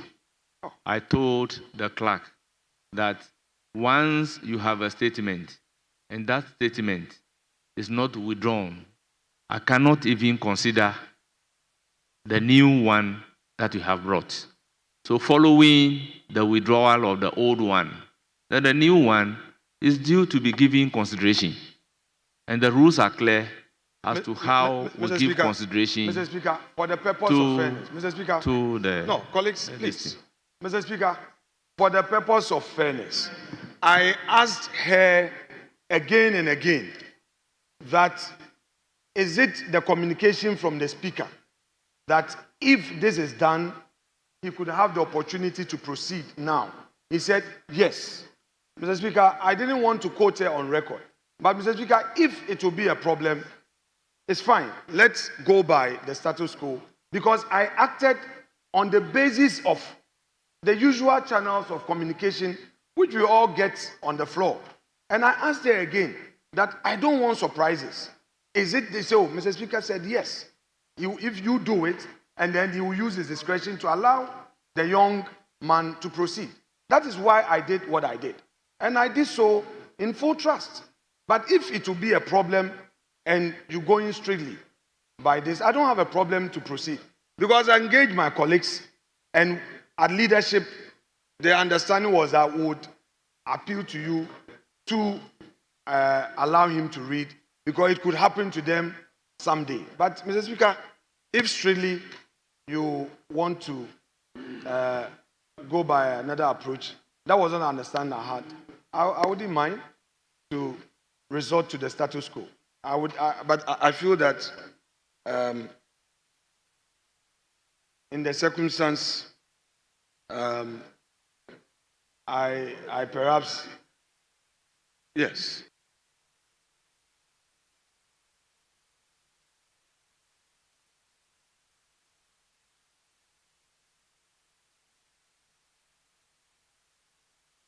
Yes, Honorable Majority Chief Whip. Mr. Speaker. Second Deputy Speaker should take the chair. Great. Mr. Speaker, you remain our leader in matters of procedure among members, other than the Speaker. Speaker, I was troubled when my brother proceeded under 95, because I know that then the procedure provided for admitting statements will apply. So then I was hoping that you would have proceeded to pray you under 93(2), where the statement to be admitted could come with modifications or otherwise. But our rules has not provided for the time for the modifications. So then you could have prayed the Speaker to proceed under Order 5.2. 5.2 is to the effect that where our rules hasn't provided for a procedure, Speaker will decide and pronounce on the procedure to be provided. So the modifications, Honorable Minority, Minority Leader, please. We do this for tomorrow, so that the modifications, your prayer for the modifications would have been that you intend to add, please, you intend to add the name of the member that was left out. Then it would have been presented. So Speaker combining the effect of Order 5.2 plus 93.2 could have exercised his discretion and grant you that leave. But then you decided to proceed under 95 to. So Speaker, this is the minority leader, and so let me pray you to exercise the discretion in his favor and allow him to make the statement. Honorable Mr. Speaker. Majority Chief Whip. with all due respect, I wouldn't want to have any problem Thank you very regarding much, Mr. Speaker. admission of statements. Thank you. So let me state clearly, without any fear of equivocation, that Bernard Ahiafo, the first Deputy Speaker, would not admit statements whilst presiding, because it will not enable me to read the statement and admit it with modification or without modification. So please, let us all follow the rules and then we'll do things accordingly. I don't think this is a matter that we should debate. If I am not operating within the rules, then point the rules to me that I am not operating within the rules. But I will resist every effort to persuade me to operate outside the rules. Mr. Speaker, please, I don't want to be misconstrued, but I want the records to be fair just for tomorrow. Mr. Speaker, when I made the application and you declined, I was going to proceed with your directive. The clerk at table came to me with a message from you. Mr. Speaker, I didn't want to go on this path because the clerk at table does not have an opportunity to speak for herself. Mr. Speaker, she came to me and told me that you have directed her to inform me to withdraw the statement and that you have read the one in the joint names of myself and my respected friend, and you would prefer to take that one. But I have to, you listen to me. Mr. Speaker, don't shake your head. Please, the person is here. I didn't come to you, but you transmitted something to her to me. And she said that you want it withdrawn so that you can take the new one. I asked her, this is what I said. I said, I don't want surprises. I said, I don't want surprises. Is that it? She repeated that. She said, Mr. Speaker says he would exercise his discretion to allow Honorable Dapar to make the statement now. It is upon that basis that I rose in good faith to proceed. Mr. Speaker, without breaking our shoulders, if that was not what you told her to inform me, then let me withdraw the application and proceed. If you say the door is shut too, no problem. But I acted based on what she said you are directed her to tell me to do. And we all learn from the bench. So if the chair is directing that go in this way and let me solve the problem, and I insist that, are you sure? She says yes. I said, I don't want surprises. These were my words. I have colleagues who heard me, 2 senior colleagues here. I said, Ekwe, I don't want surprises. She said, oh, Mr. Speaker says he will use his discretion to allow him to do it now. And that's what I did. Now, after doing it, I am asked the question, so have you withdrawn? Then now you put my name for record. Then later says you are not seized with the information in the new statement and that it will be later. Mr. Speaker, it's as if I've been led to hang myself. I will not do that. Mr. Speaker, for the sake of tomorrow, the lady is here. You may check from her. You may call her privately and ask her. Honourable members, can we make progress? We've also admitted another statement standing in the name of Honourable Emmanuel Kwesi Bejra, MP for Whole West constituency. Honourable member, you have the floor.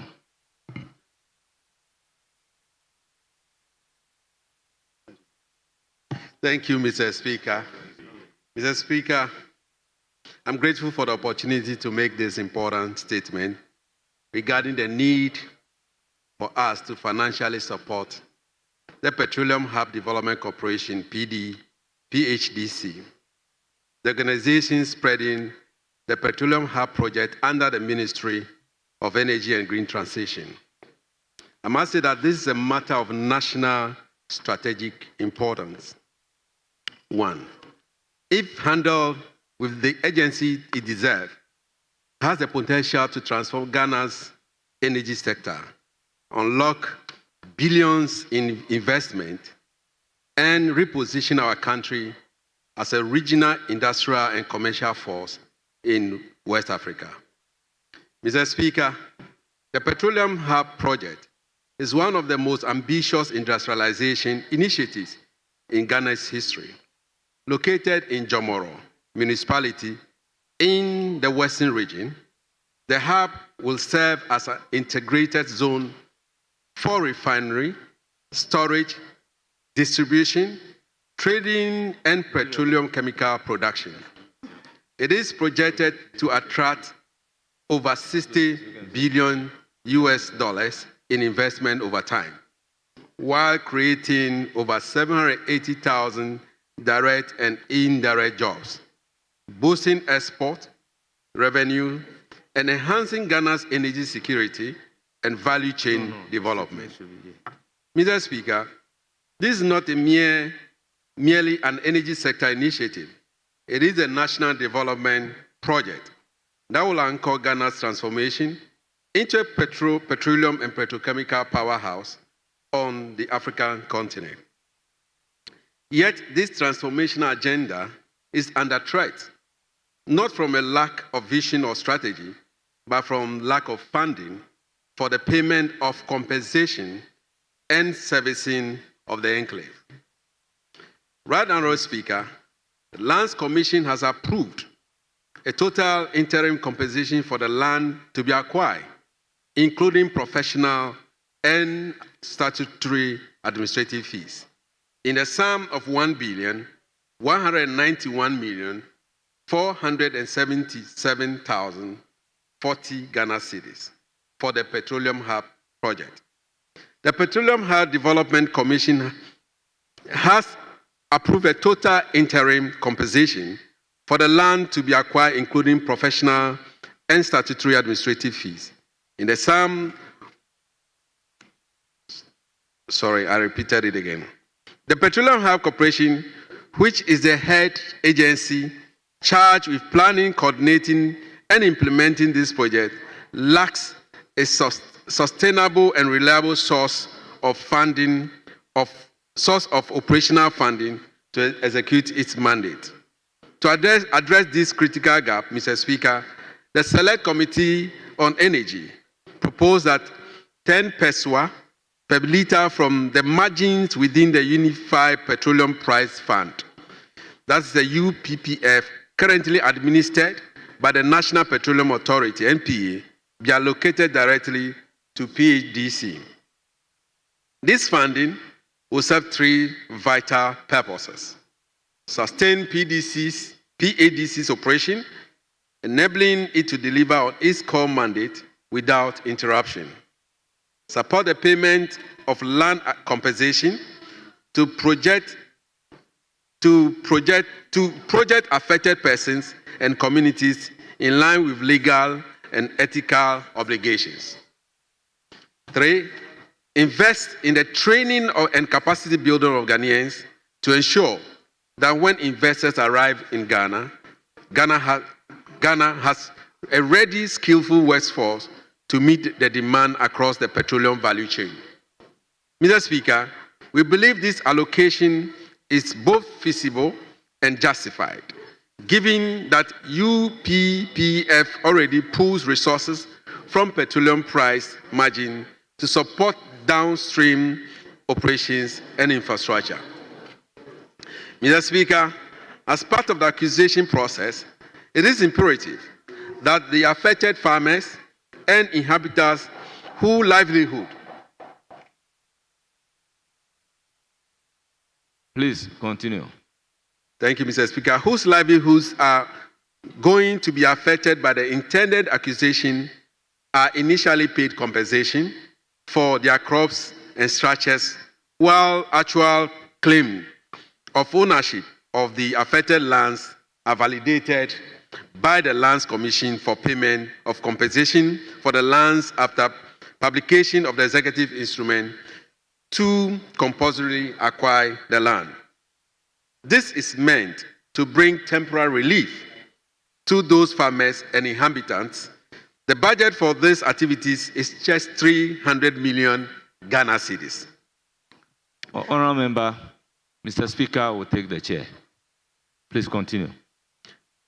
Right, Honourable Speaker, in order to alleviate the suffering of the affected farmers and communities, we are requesting this August House to support with a budgetary allocation of 300 million in the mid-year budget statement dedicated solely to the payment of crop compensation and resettlement of persons whose properties are being affected by the development of the hub. This is not a matter of compliance. This is not only a matter of compliance with Article 20 of the 1992 Constitution, but also a matter of national honor. It is imperative that we treat affected citizens with dignity and fairness whilst maintaining momentum on this strategic national investment. Right, Honourable Speaker, this is where I respectfully call upon your distinguished leadership in accordance with your mandate to safeguard the national interest and promote the development agenda of this republic. I respectfully request that you issue an administrative fiat directing that the Honourable Minister of Energy and the Honourable Minister for Finance to act with urgency on the following. 1. Approve an implementation of allocation of 10 pesos from the UPPF funds margins to PHDC effective immediately. Ensure that a budgetary provision of 300 million is made in the mid-year budget review or upcoming appropriation act for the payment of land compensation related to the Petroleum Hub project. Mr. Speaker, the Petroleum Hub project is not just another infrastructure project. It is a national imperative, a generational legacy, and critical engine for economic transformation. It will place Ghana at the center of West Africa's energy future, deepen our industrial base, and create hundreds of thousands of jobs for our people. Let us not allow this vision to be stalled by preventably funding constraints. Let us act boldly and urgently to prevent the corporation which with the means to deliver on this national dream. I thank you, Mr. Speaker, for giving me the opportunity. Thank you.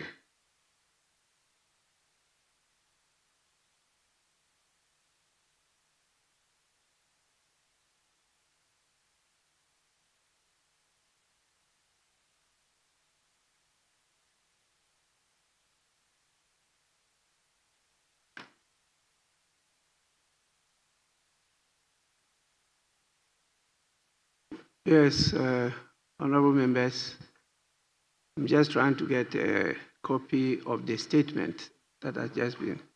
Is that a report you submitted? It's a statement. Yes. Was I heard you talk about the issuance of an administrative fiat. I should know the basis on which to anchor that administrative fiat. Yes, but I'll allow comments to be made on the statement, and you know the rules. Yes, Majority Chief Whip. Speaker, I'm happy. Happy that you are in the chair. Speaker, we have one other statement that has delayed sort of to encourage and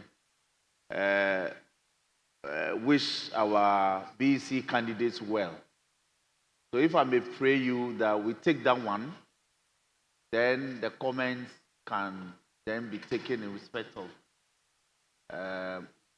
the Petroleum Hub one. Honorable members, what is your pleasure? You want to take the statements together and then you can come with the comments, or we do? I see nodding of heads and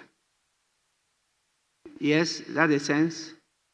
Okay, so I permit the second statement to be taken now, and the statement stands in the name of Honorable Joseph Kuma.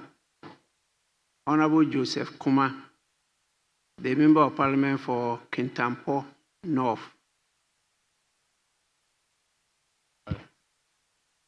Thank you, Mr. Speaker. You are the Member of Parliament for Kintampo. Kintampo North, Mr. Speaker.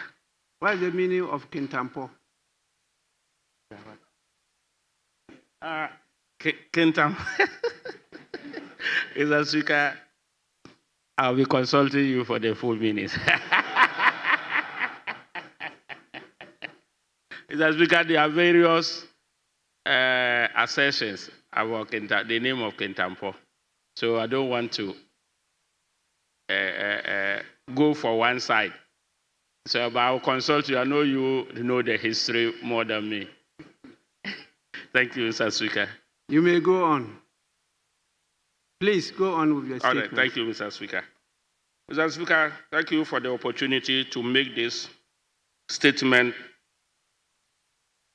on the already started 2025 Basic Education Certificate Examination, which the West Africa Examination Council, WAEC, has officially scheduled, which took place from Wednesday 11th June to Wednesday 18th June 2025, as they are still ongoing anyway. Mr. Speaker, data from WAEC indicates that a total of 603,228 candidates, comprising 306 and 78 female and 297 250 male candidates across the country are expecting to sit for this year's examination. This is an increase in the 2024 entry number of 569,236 by 5.99%. Private candidates have a total entry of 1,661, which is 19.49% higher than the 2024 entry figure of 1,390 candidates. These remarkable figures reflect the determination of our young learners and the growing pursuit of educational advancement in Ghana. Mr. Speaker, it is, however, important to acknowledge the persistent challenges that many of these candidates face. That is, the limited access to learning resources, inadequate infrastructure, and regional disparities in education delivery. Despite these hazards, our students continue to demonstrate admirable resilience and perseverance. Mr. Speaker, it is with deep concern that I draw attention to reports from WAEC and stakeholder briefings highlighting a surge in examination malpractices, with the Ahafo Bono East region topping the list in reported cases of 2021 to 2023 in relation to WASI. Common infractions include collusions, the use of mobile phones, impersonation, and the introduction of foreign materials into examination halls. These actions undermine the integrity of the examination system and discredit the hard work of the majority of honest candidates. If left unchecked, such malpractices threaten the future of our educational system and the credibility of our national qualifications.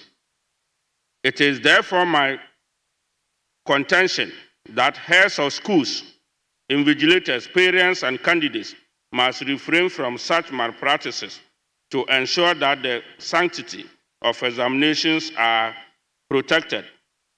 Let this examination be a celebration of hard work, not a plot on academic integrity. Mr. Speaker, to our students, please trust in your preparation. You have worked hard for this.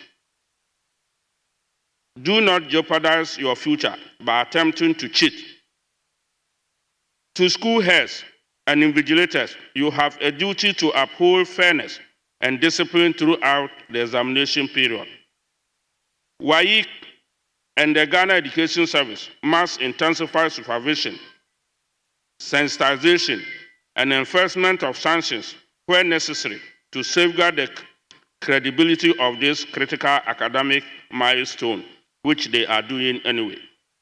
Mr. Speaker, education is not only a personal journey, it is constitutional right. Article 38(2) of the 1990 Constitution charges government to ensure access to free universal basic education.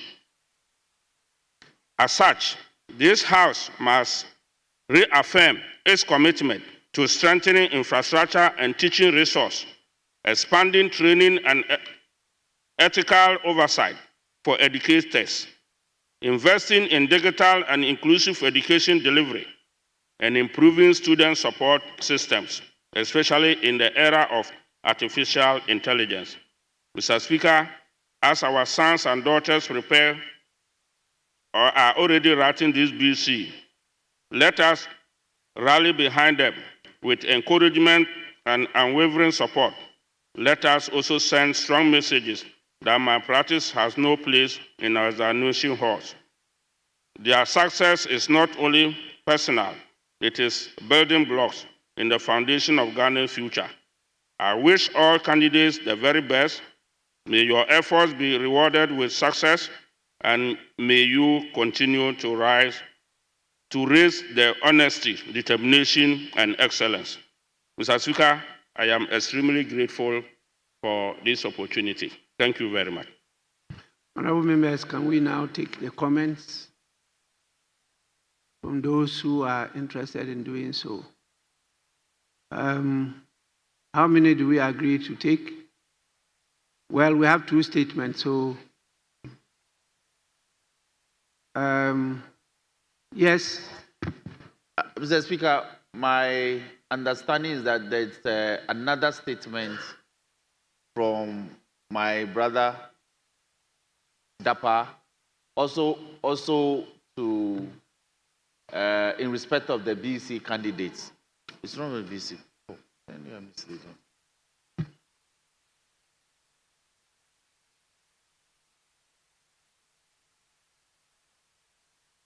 It's in respect of what?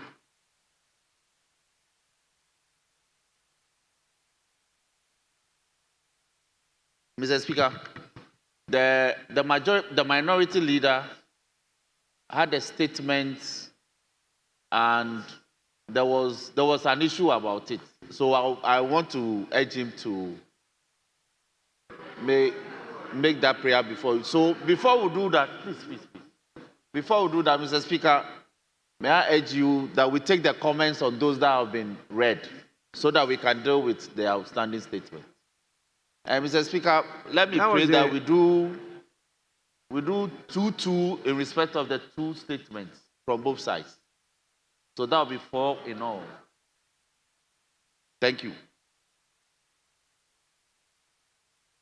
Honorable members, there's a proposal of 2-2. That means 2 from each side of the House. Speaker, that is so, plus leadership, that will be 3.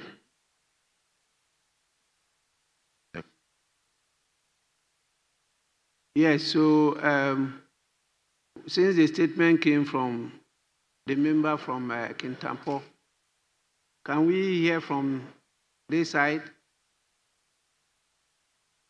Mr. Speaker, with respect, we are fine. They can take the 2 from we them. take comments from this side too. Yeah, 2. Yes. That is on Kintampo. And then the first statement made by Honorable Bejira. Bejira on the petroleum hub.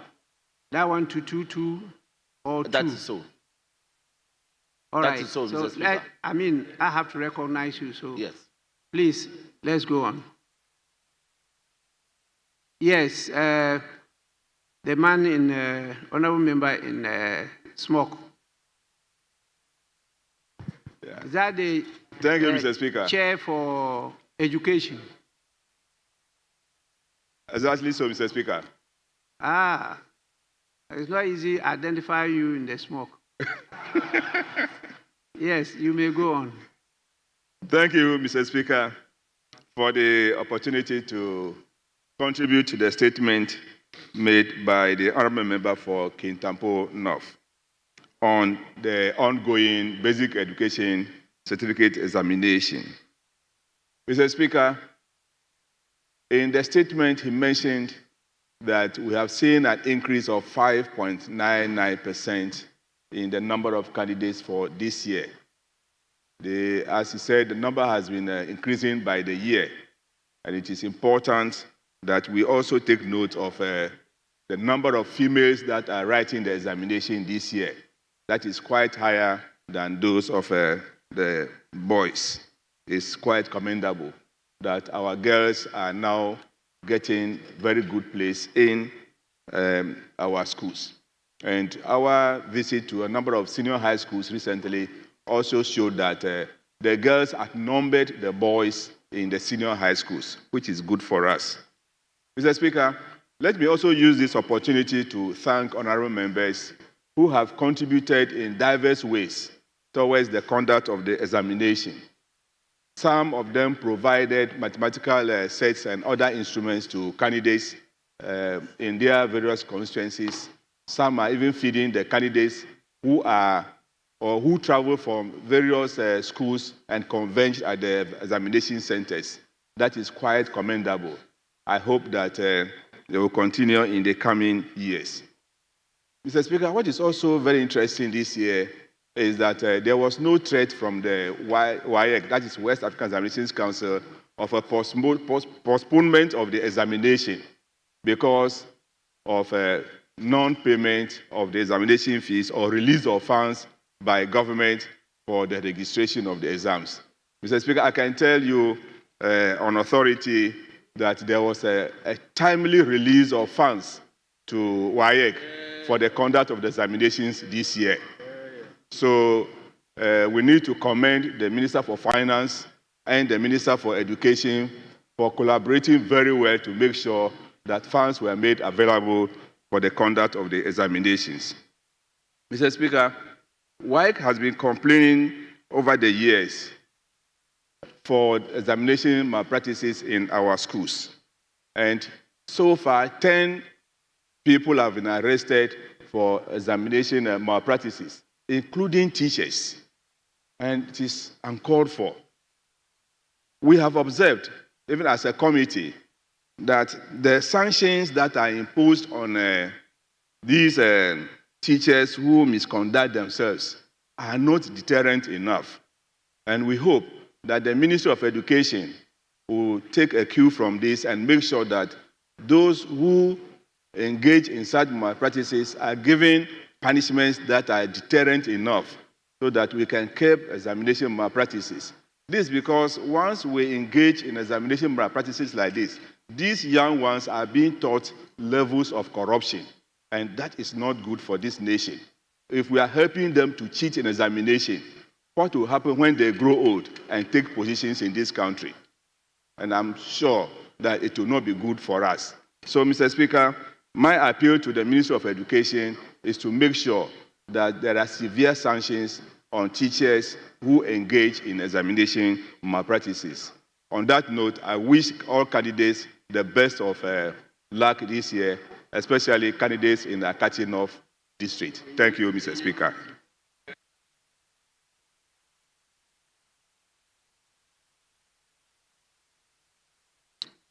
The gentleman in front stood up first. Is that Honorable Agbena? Yes, Mr. Speaker, this is Honorable Edem Agbana.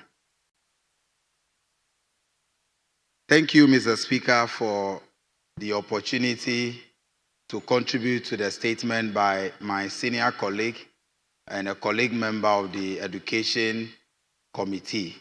on the ongoing basic education certificate examinations.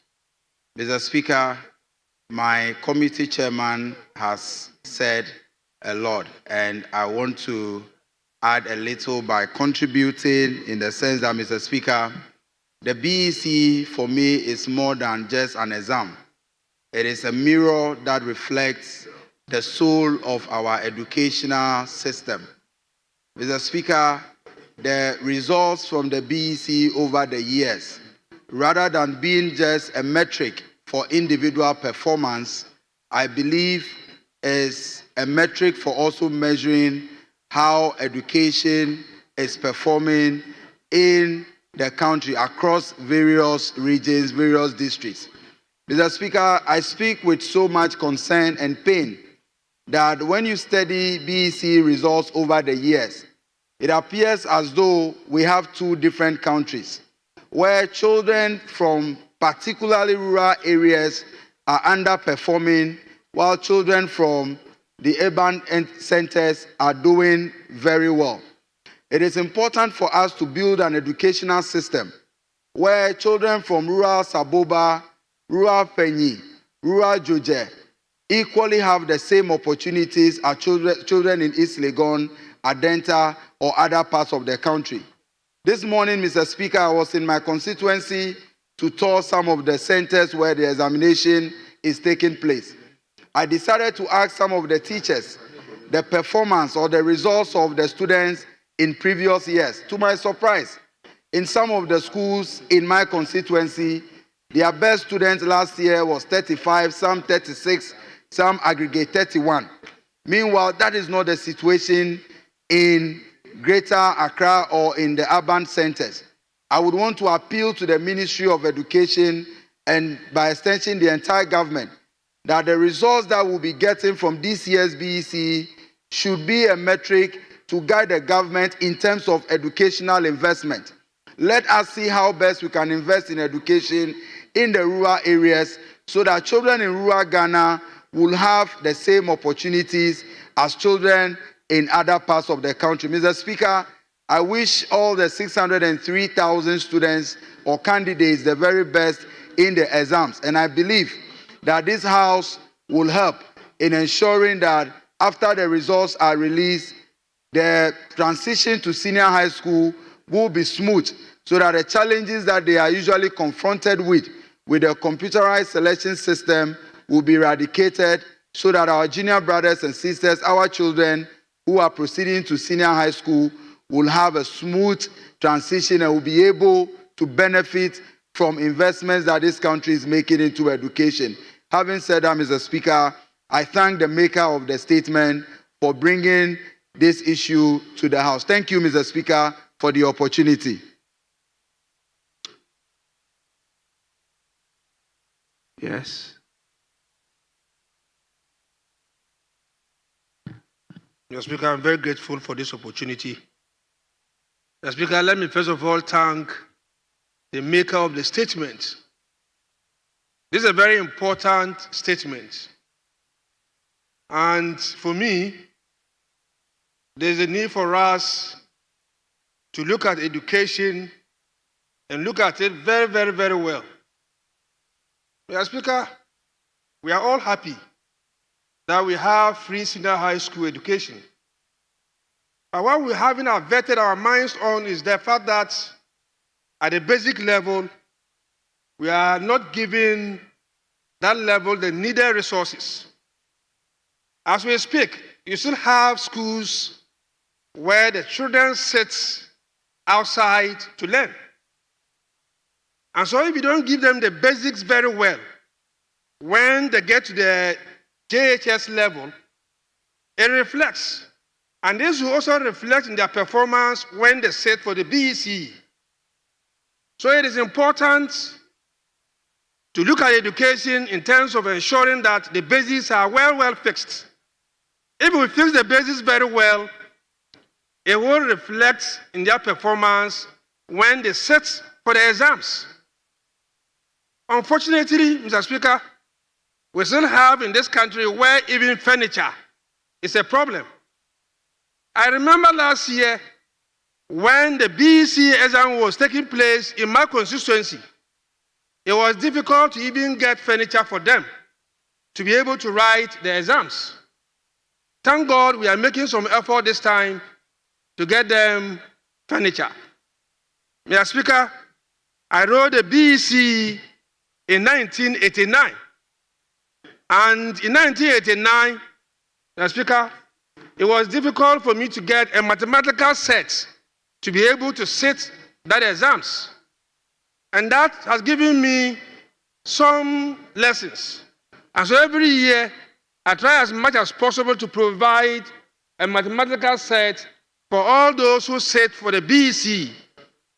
One may think that it is not important, but the experience I had, I realized that it's important. And from my investigation, it is still difficult for some parents to get these mathematical sets for the children when they are sitting the BEC exams. And so let me congratulate and applaud my colleagues who have taken the pain to supply mathematical sets to students. Some have offered food, some have offered so many things. I think that there's a need for us to continue on that trend. Having said this, Mr. Speaker, once again, let me thank the maker of the statement, and that many of these statements should engage us, and that we should even go into our budget and find out the kind of allocations that we are making for the basic education, vis-a-vis what goes to the secondary education. With this, I thank you, Mr. Speaker. Yes, please. Thank you.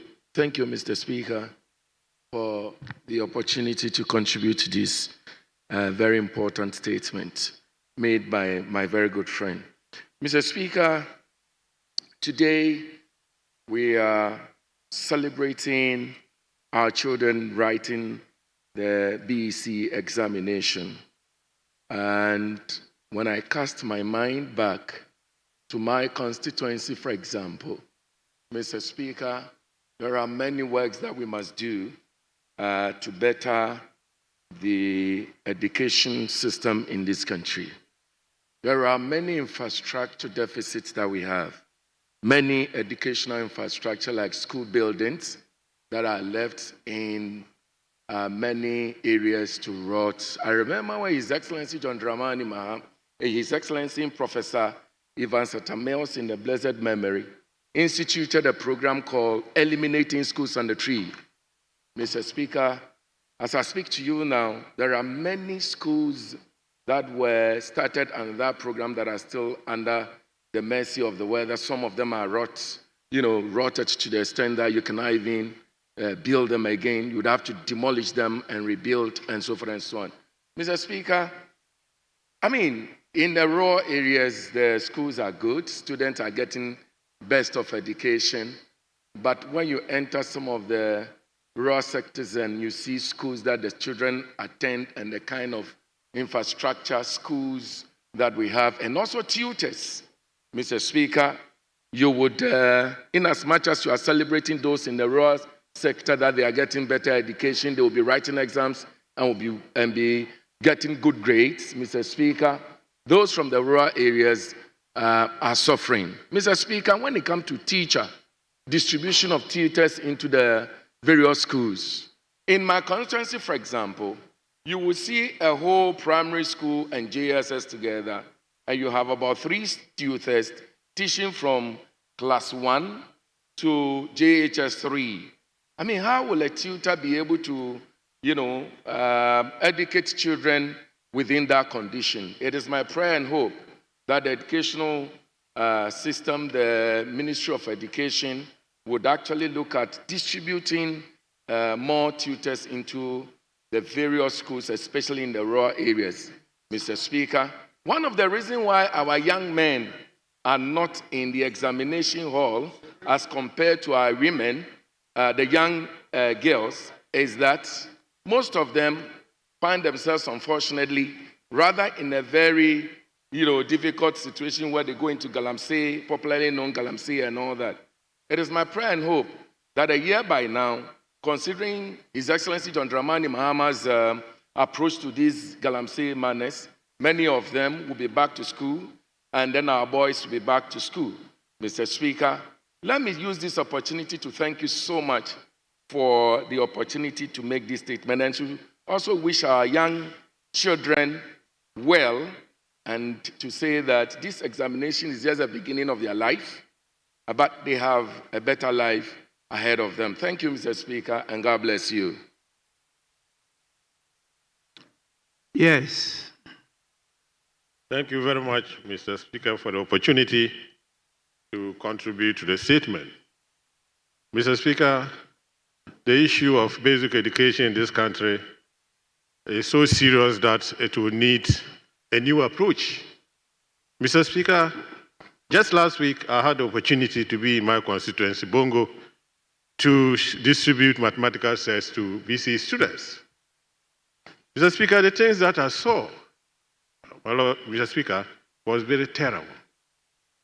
Mr. Speaker, you had classrooms without desks, without tables, without chairs, and the students sat on the floor. Mr. Speaker, as if that is not enough, and you will see two classes sharing one classroom. For example, class 1 and 2 will be in one classroom. Class 3 and 4 will be in one classroom. Mr. Speaker, in this circumstance, you cannot have effective teaching and learning. Mr. Speaker, I think that there must be a new approach where there is targeted provision of facilities to places, especially the rural areas, such as some rural areas in Bongo, my constituency.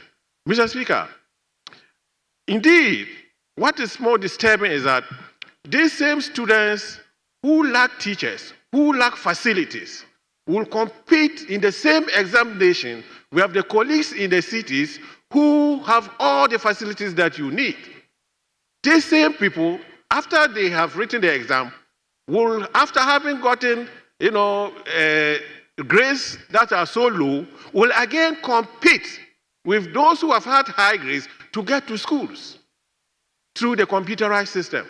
In the end, they end up getting the low-grade schools, and their lives remain there.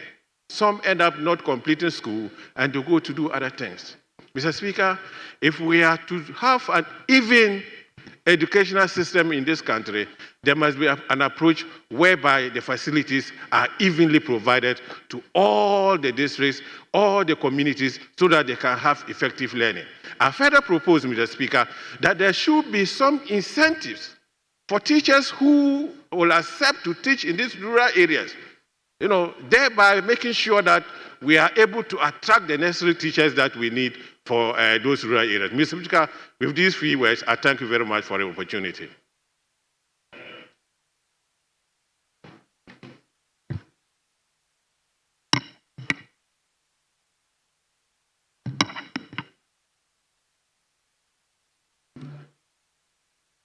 It's not coming.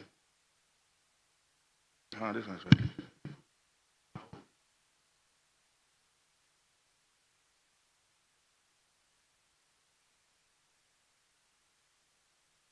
Majority Chief Whip.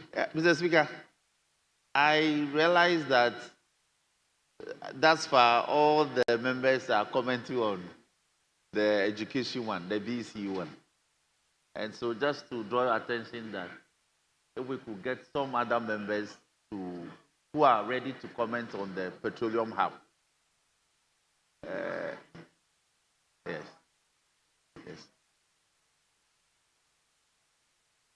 Majority Leader, Majority Chief Whip, I'm not clairvoyant, so I don't Speaker, even know did so. the comments, whether it will be on the BEC or on the petroleum. Speaker, I agree. hub. I concede. That is why I even concede. the number you gave, You have we've gone exceeded. beyond it. Yes, I agree. But they are still all talking about that one. I don't know whether to intervene when they are making the comments. So I allow them to do so. So if the comment is not going to be on the petroleum hub, then I think we've got enough of lamentations on the situation of the BEC or the educational sector. And so anybody who wants to make a comment on the Petroleum Hub Development Corporation, then I can give that opportunity. In the absence of that, we'll have to move on to the next. Yes, there's an honorable member. Mr. Speaker, thank you for the opportunity to contribute to the statement on the need to support the Petroleum Hub Development Corporation by Honorable Emmanuel Kwesi Bejra, MP for Ho West. Mr. Speaker, a total of about 780,000 jobs will be created by the development phase of the Petroleum Hub, and it also has significant positive outlook on the economy, Mr. Speaker. It is expected that the economy, it is expected that the export tax of about $1.5 billion will be realized by 2030, and the GDP will increase by about 70% by the same period, Mr. Speaker. The downstream petroleum sector is also expected to benefit a lot from the Petroleum Hub. We have several vessels of bitumen for road construction and base oils for production of lubricants imported into the country every year. With the construction of the Petroleum Hub specialty phase, all these products will be sourced locally, saving us a lot of foreign exchange. Mr. Speaker, I respectfully call on your distinguished leadership, as the chairman of the Energy Committee has already done, to issue an administrative fiat directing the Honorable Minister for Energy and the Honorable Minister for Finance to act with urgency to approve the project and to allocate 10 pesos from the UPPF margin to the Petroleum Hub effectively immediately. Thank you, Mr. Speaker, for the opportunity to contribute. Honorable members, the same. You may go on. Thank you, Mr. Speaker, for giving me the opportunity to comment on the statement made by Honorable Emmanuel Kwesi Bejra, MP for Ho West. Mr. Speaker, the proposal to establish a petroleum hub in the Jomoro district is a very crucial one that needs immediate attention. This project, when executed, will not only benefit the energy sector, but for the interests of Ghana and West Africa as a whole. It will also not enhance the energy sector alone, but to bring some kind of strength into the petroleum value chain, i.e. from the upstream to midstream, and then finally landing on the downstream activities and operations. Mr. Speaker, this will also solve the current crisis that we have in the energy sector, because it is going to attract a lot of petroleum giants into the country. And so, to those of us on your right, it appears to us to be of great importance that this project is given the needed attention, not merely for the interest of the energy sector, but for Ghana and West Africa as a whole. Having said this, I want to thank you again, Mr. Speaker, for your indulgence.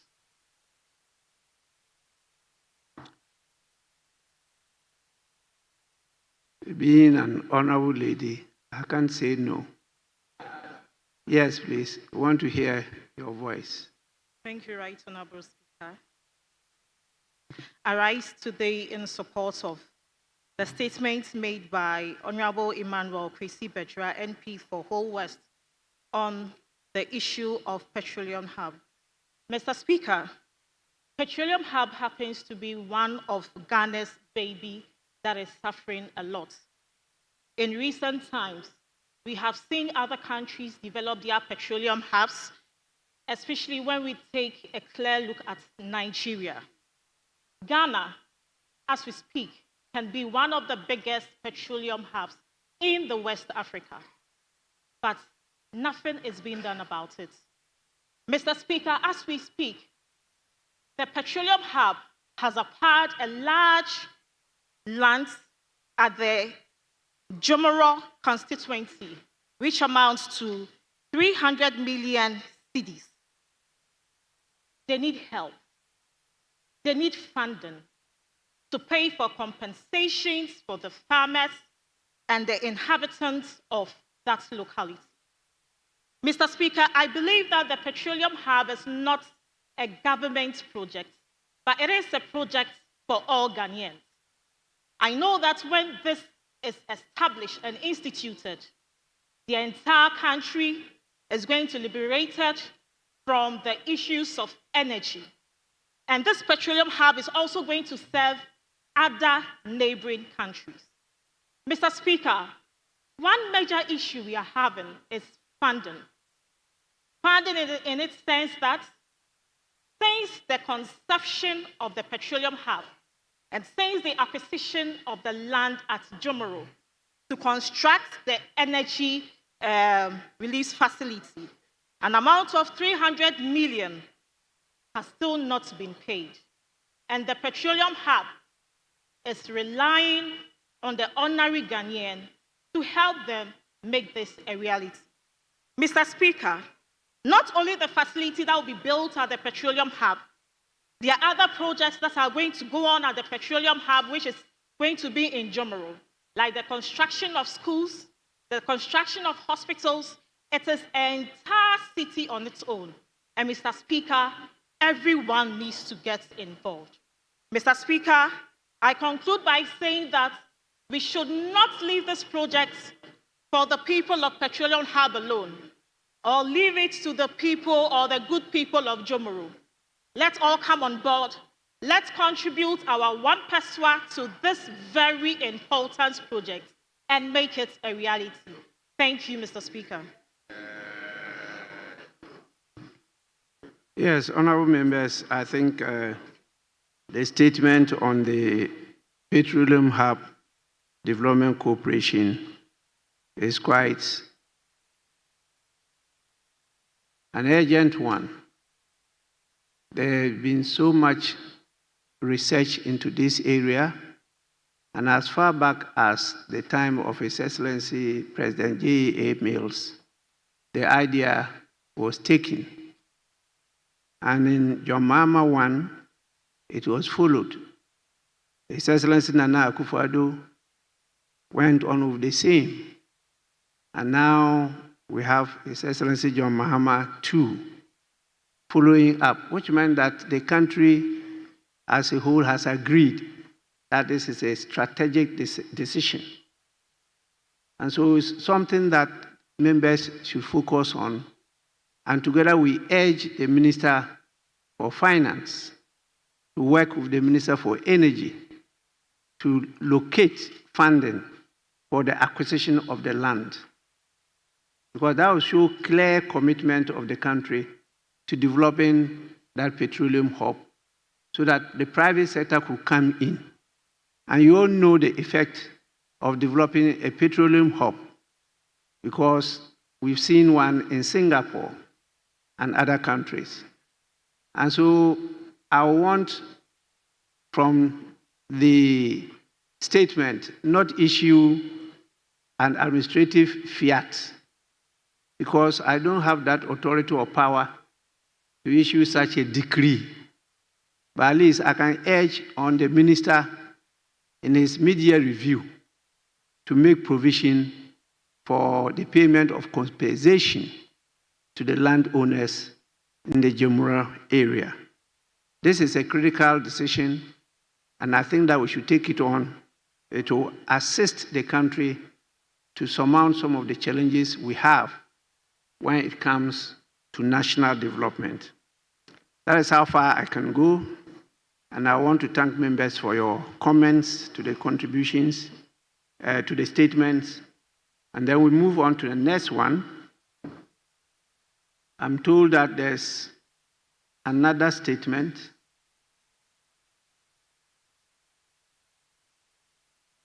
I don't have a copy of that statement. Yes. Mr. Speaker, in view of the fact that the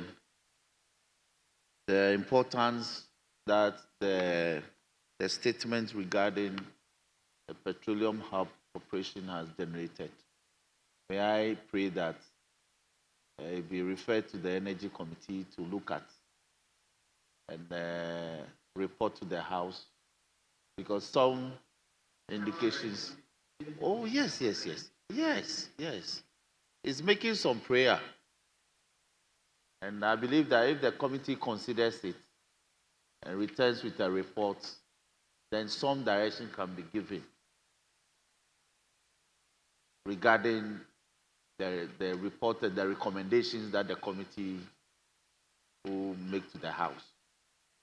Because the issue is that the corporation needs some financial support, as much as 300 million, in order to take off. And my humble view is that the statement has generated some comments, good ones, and I know that if our standing orders accommodates that then it can be referred to the appropriate committee for them to look at and come with some recommendations to guide the House. Because this is my humble prayer to you in the matter. I thank you. Yes, please. Mr. Speaker, I don't know when it has become the practice of this House that the majority leader will suggest that the petroleum hub will need some extra funding, and for that matter, such should be referred. Mr. Speaker, the maker of the statement is the chairman of the Energy Committee. And for that matter, he has that power because the petroleum hub is within the committee that he chairs. He is the chairman of the Energy Committee. So if he so thinks that there is something he needs to hear from the petroleum hub, either through an assistant or any form, he has that power within our standing orders as the chairman of the committee. But for him to make statements on the floor and the majority leader suggesting to your good office, I think that the majority chief whip to suggest to your good self, Mr. Speaker, I don't think it is a good application, and for that matter, it should be rejected. If the Speaker, in his own wisdom, think that such should be done, then it can be accommodated. But it doesn't lie in the bosom of the majority chief whip to say so. And then the member who made that statement is the chairman of the Energy Committee. So his own statement should be referred back to him, Mr. Speaker. So I think that it should be rejected, and then the chairman know what to do. Yes, Majority Chief Whip. Speaker, with all due respect, I am struggling to appreciate the point made by the First Deputy Minority Whip. The chairman of the Energy Committee didn't make the statement on behalf of the committee. This is his personal statement. But I am saying that our rules permit it. I can refer you to it. That if in the opinion of the speaker, the statement is such that it deserves to be referred to the appropriate committee for consideration and report, that can be done. So my humble prayer to the speaker is to urge him to exercise that discretion in respect of this statement. So your call that my prayer should be declined has no basis at all. Speaker, I'm only praying you, if you find it favorable, Mr. Speaker, humbly, but to suggest that because the chairman of the Energy Committee made the statement, and after it's generated a lot of comments, favorable comments from members, same cannot be referred to the committee for them to consider a report is absolutely unfounded. Mr. Speaker, I thank you for the opportunity. Honorable members, my understanding of the rules And the purpose of the statement is for the maker of the statement to draw the attention of the House and the whole country to a strategic initiative by government. That is the first, and we've been told how critical this project is to the development of the nation. The second is for the issue the maker of the statement raised, that of funding, particularly the urgent one with regard to the acquisition of land. And he did call on me to issue an administrative fiat, which I said I didn't have that power, but at least I urged the minister to, in the mid-year review, make provision for the payment of that compensation. I think that should suffice in the meantime. And later, if there's a need for us to go further, particularly as those put in charge of the project come out with other preparatory documents, then we could go to the second leg. And I'm aware that there was a workshop on this whole initiative where we all attended. I attended it. The committee members were there in their numbers, and they made very useful contributions, which I know sooner than later the Petroleum Hub Development Corporation will be back to this House for us to even look at the legislation and how to situate it properly. So please, let's take it as sufficient for now, and then we can move on to the other matters. I've been told that the statement that was referred to is the one headed joint statement on the cedis appreciation and Ghana's agricultural opportunity. Is that the one? By the minority leader, Osahene Alexander Kwamina Afenyomakin, and then Honorable Elvis Osei Mensah Dapa. Is that statement? And is that the statement that raised some issue that you were prevailed upon by the Fair Deputy Speaker to withdraw? And then after your withdrawal, you were trying to come back and it was not admitted. Is that the one? Mr. Speaker, it is so. Well, then you can't make it now. You know the rules. Mr. Speaker, I'm not making an application. However, I had some indication from my colleagues opposite that in view of the nature of the statement and the fact that there was some communication received prior to the application, when you come in, they will make an appeal to you for your intervention to enable our colleague who has been waiting for 3 days to make the statement. Mr. Speaker, that was the understanding I had. I'm not making... Actually, I personally have not read the statement. Mr. Speaker, and I don't know why you people had the understanding that it should be withdrawn and resubmitted, and I don't know. So I am not tempted to hazard the situation. But if the House, who have the statement, I have gone through it, and they think that is something that should be aired today, a speaker cannot prevent the House from doing its wish. That definitely is not right for a speaker to do. But if you think that there's a need for us to relook at it, we will do so together.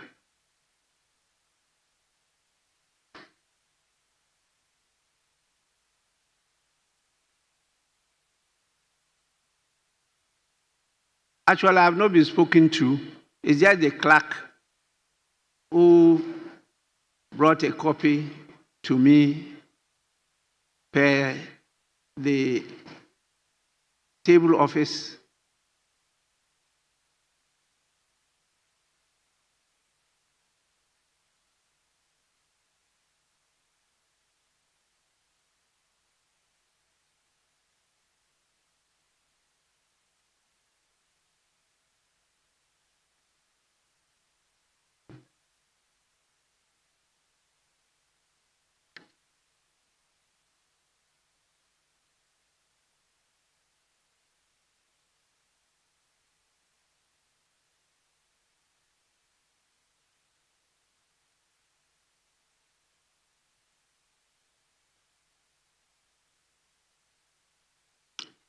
Yes, so do we move on or? Yes, Deputy Majority Leader. Thank you very much, Mr. Speaker. Mr. Speaker, rightly so, the minority leader withdrew the statement with the intention that he was going to try and reinstate the statement for the honorable colleague, Honorable Dapa, who was the co-author of the statement, to read it. Unfortunately, that didn't happen. But I have just gotten hold of a copy of the statement. I haven't read it. And checking with my colleague, the chief whip, he hasn't seen it either.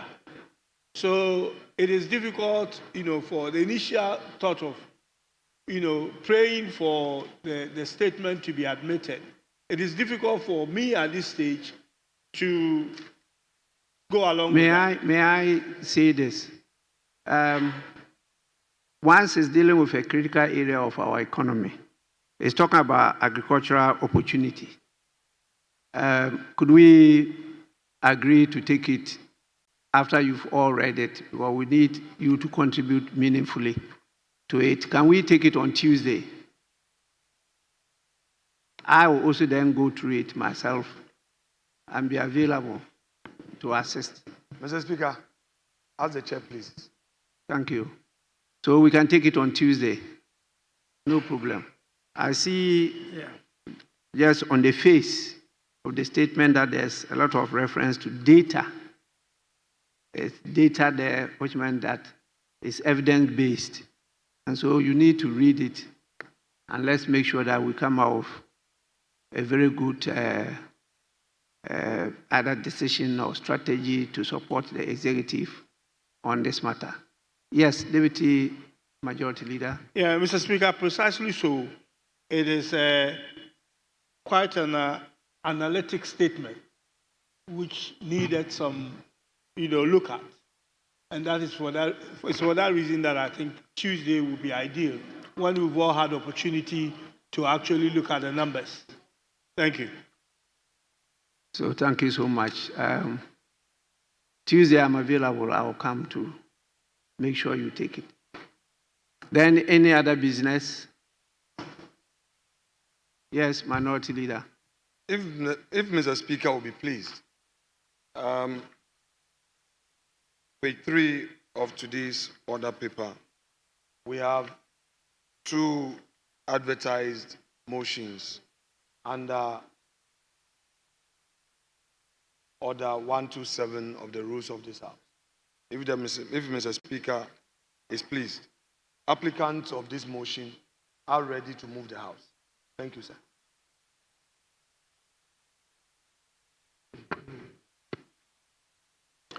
Yes, the proposal is to move both motions today or just one? Well, Mr. Speaker, we are in your hands. Both have been advertised. If looking at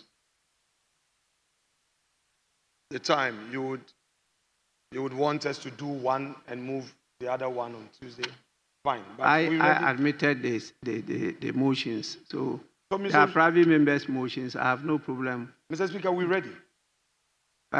We are ready for the 2. Is the House ready? Then the movers can go on. Yes, the first motion is by the Minority Leader himself, Osahene Alexander Kwamina Afenyo-Markin. The second is him together with his deputy whip. So, Majority Chief Whip, what do you say? Speaker, these were considered a conclave, and so we are not opposed. If he's ready to move them, we'll listen to him, Mr. Speaker, respectfully. Yes. So the House is ready. You may move it now.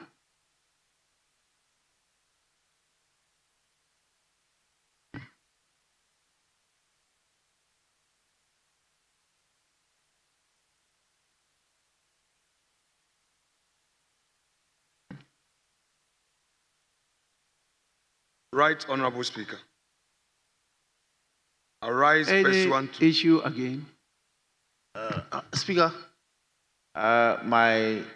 just to seek your guidance, given the mood of the House, if we may just take the motion and defer the debates and the decision thereafter to sometime next week, Mr. Speaker, humbly. If that finds favor with you, Mr. Speaker.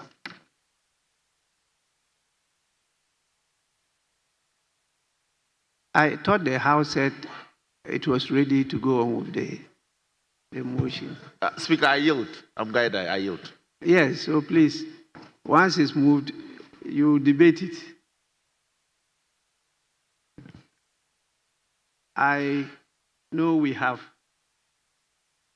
It's just a few minutes to 5, so we can take about an hour on these matters. There's time. You are all young, you are strong, so let's go on. Mr. Speaker, thank you for the opportunity. Mr. Speaker, I rise to move this House pursuant to Order 127 of the Standing Orders, that you review the ruling of the First Deputy Speaker on 5th of March 2025, sustaining the preliminary objection raised by Honorable Majority Leader Mr. Mahama Yarega against the moving of the private member's motion listed as item 16 on page 6 of the order paper of Wednesday, 5th March 2025, and same captured in the official report of the House for the said date. Mr. Speaker, in moving this motion, I shall submit respectfully and invite Mr. Speaker to exercise jurisdiction conferred by Order 127 of the Standing Orders as reviewed in 2023 by this House, to review and to set aside the ruling delivered by the First Deputy Speaker on the said date. Mr. Speaker, the ruling sustained a preliminary objection to my motion listed as number 16, which sought parliamentary consideration of Chief of Staff's directive concerning mass revocation of public sector appointment on grounds that it was sub judice to move the motion as a result of litigation in the matter of Henry Nana Boakye versus Attorney General in suit number J1/12/2025. Right Honorable Speaker, the impugned ruling, while reflecting commendable concern for procedural propriety, fundamentally misconceives the nature and application of the sub judice rule, erroneously subordinates Parliament's constitutional mandate to the mere existence of related litigation, and establishes a dangerous precedent that threatens the very foundation of parliamentary democracy in Ghana. Mr. Speaker, this motion shall also demonstrate that the ruling contravenes established constitutional principles, misapplies parliamentary procedure, and contradicts authoritative judicial precedent, particularly the Supreme Court's recent decision in Vincent Eko Asifua versus Attorney General in writ number J1/18/2025, decided on the 6th of May 2025. Mr. Speaker, what are the constitutional and legal frameworks I rely on? Indeed, I support this motion for review of the impugned ruling of 5th March 2025, and I shall rely on the following constitutional and legal authorities. Mr. Speaker, the Standing Orders 110(1) of the 1992 Constitution govern parliamentary proceedings, and for the purpose of my submission, the following provisions are particularly relevant. 1. Order 5. 2. Order 22. 3. Order 23. 4. Order 30. 5. Order 103F. 6. Order 123.1. And finally, Order 127 of the rules of this House. Mr. Speaker, the relevant constitutional provisions I seek to rely on for this submission are 1. Article 93(2), 2. Article 115, 3. Article 1161, 4. Article 122, and finally, the 5th, Article 127, which of course guarantees judicial independence but does not, respectfully, and I submit, preclude parliamentary discussions of sub judice of matters unless they are prejudicial. Mr. Speaker, on the issue of parliamentary supremacy and separation of powers, I respectfully submit that the 1992 Constitution establishes Parliament as the repository of the nation's legislative and deliberative authority under Article 93(2), operating within a carefully calibrated system of separation of powers. This constitutional architecture does not contemplate the subordination of one arm of government to another absent express constitutional provision. Parliament's deliberative function exists independently of judicial proceedings, subject only to the Constitution itself and the standing orders made thereunder. Article 115 of the Constitution guarantees members of Parliament absolute freedom of speech and debate, declaring such speech as unimpeachable outside Parliament. This privilege, rooted in centuries of parliamentary tradition, exists precisely to ensure that legislative deliberation cannot be stifled by external pressure, including the mere pendency of related litigation. Indeed, Article 1161 reinforces this protection by immunizing members from legal proceedings for acts performed in their parliamentary capacity. Mr. Speaker, permit me to deal with the issue of sub judice, the rule of sub judice. Is it discretionary or absolute? I dare contend that indeed the sub judice rule is not absolute.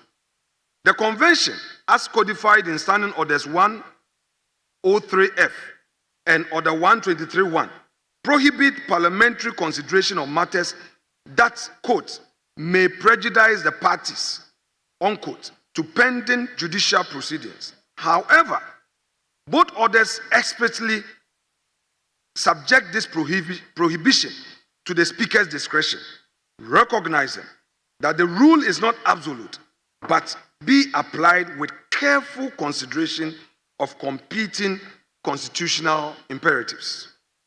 Mr. Speaker, Erskine May's parliamentary practice, the authoritative guide to Westminster parliamentary procedure, confirms in paragraph 2011 of the 25th edition that the sub judice rule operates subject to significant exceptions, including matters of national importance and ministerial decisions. It states, quote, the House has resolved that no matter awaiting adjudication by a court of law should be brought before it.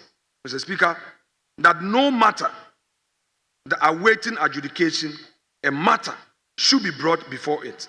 Indeed, this covers both the content of member speeches and the subject matter of motions and questions.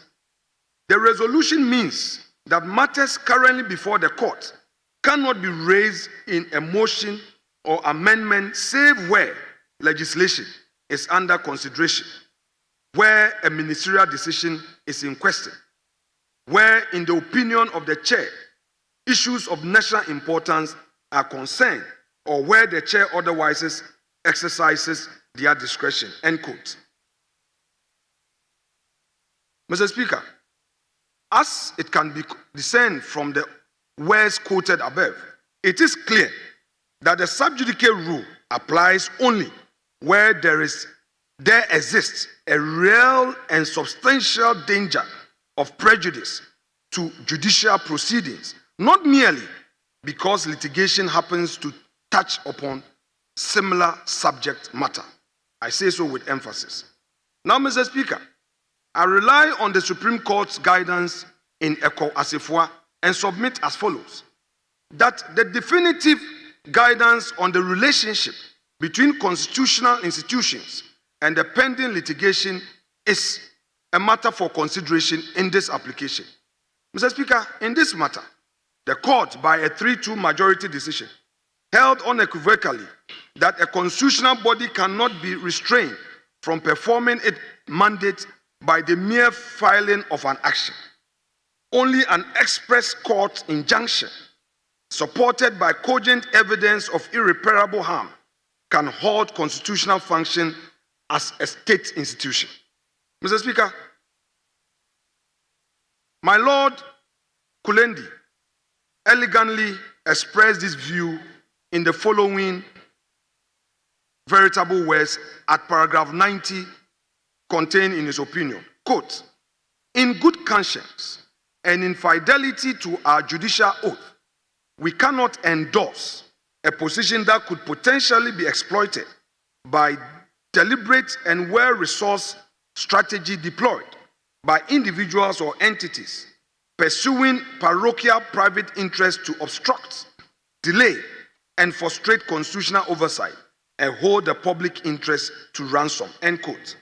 Mr. Speaker, he continues at paragraph 91 to 93 of his opinion and said, I quote, "In the premises, we find that in cases involving the discharge of constitutionally or statutorily mandated functions by specifically designated actors, be they statutory bodies, public officers, or individuals empowered by law so to act, it would be utterly imprudent to adopt a blanket rule that mere service of an application for interlocutory injunction suffices to halt constitutional or statutory action which presumptively would inure to the collective interest of the public." End quote. He further proceeds to say, "We further hold that in such cases, nothing short of an express judicial grant of an injunction will suffice to restrain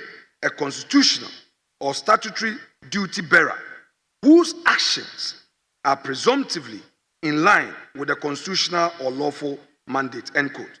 Right Honorable Speaker, I respectfully submit that this principle reflects sound constitutional logic. Indeed, if the mere filing of lawsuits could paralyze constitutional institutions, the separation of powers will collapse into a system where strategic litigation could effectively subordinate one arm of government to another. The court specifically emphasized that constitutional safeguards exist to protect due process while preserving institutional independence.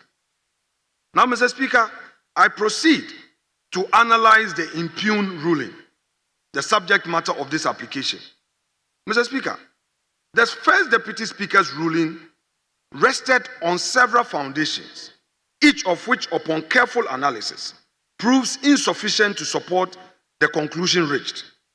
I humbly submit, with all modesty, that the Speaker acknowledged that motion number 16 was properly admitted under Standing Order 103, meeting all procedural requirements at the time of filing. The subsequent objection arose only when the motion called for debate, suggesting that the sub judice issue was not self-evident but required careful consideration of application to the specific circumstances. The Speaker's concern that the debate, quote, may lead to comment that are sub judice, unquote, represents speculation, I respectfully submit, rather than the evidence-based assessment required by both Erskine May and the Ghanaian jurisprudence in recent history.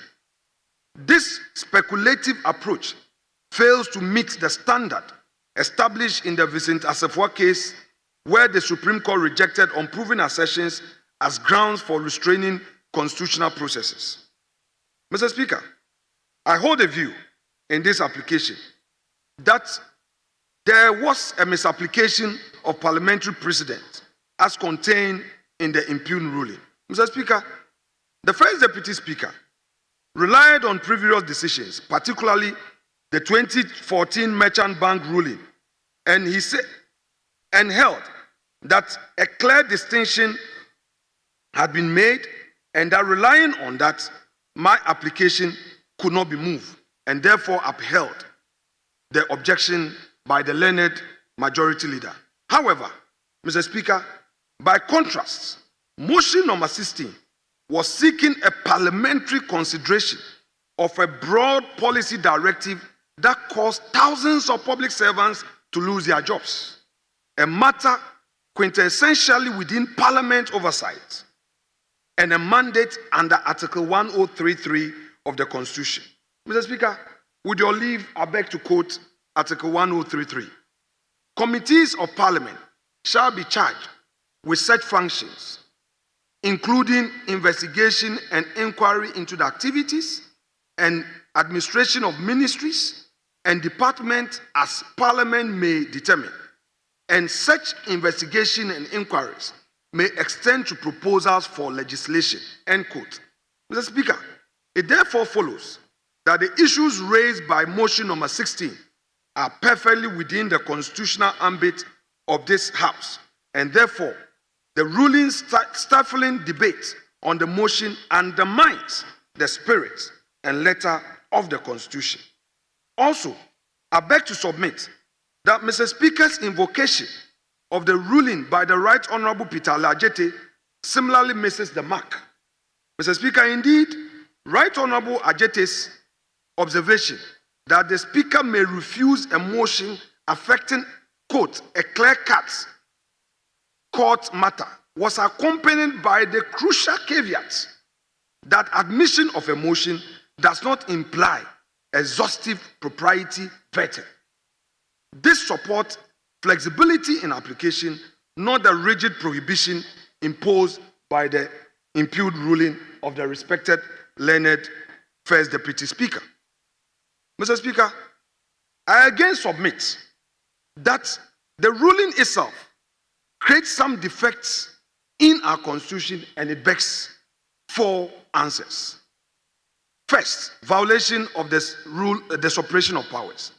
Mr. Speaker, I submit that the impugned ruling most fundamental flaw in its effective subordination of Parliament constitutional mandate to judicial authority through the mere existence of related litigation calls for great concern.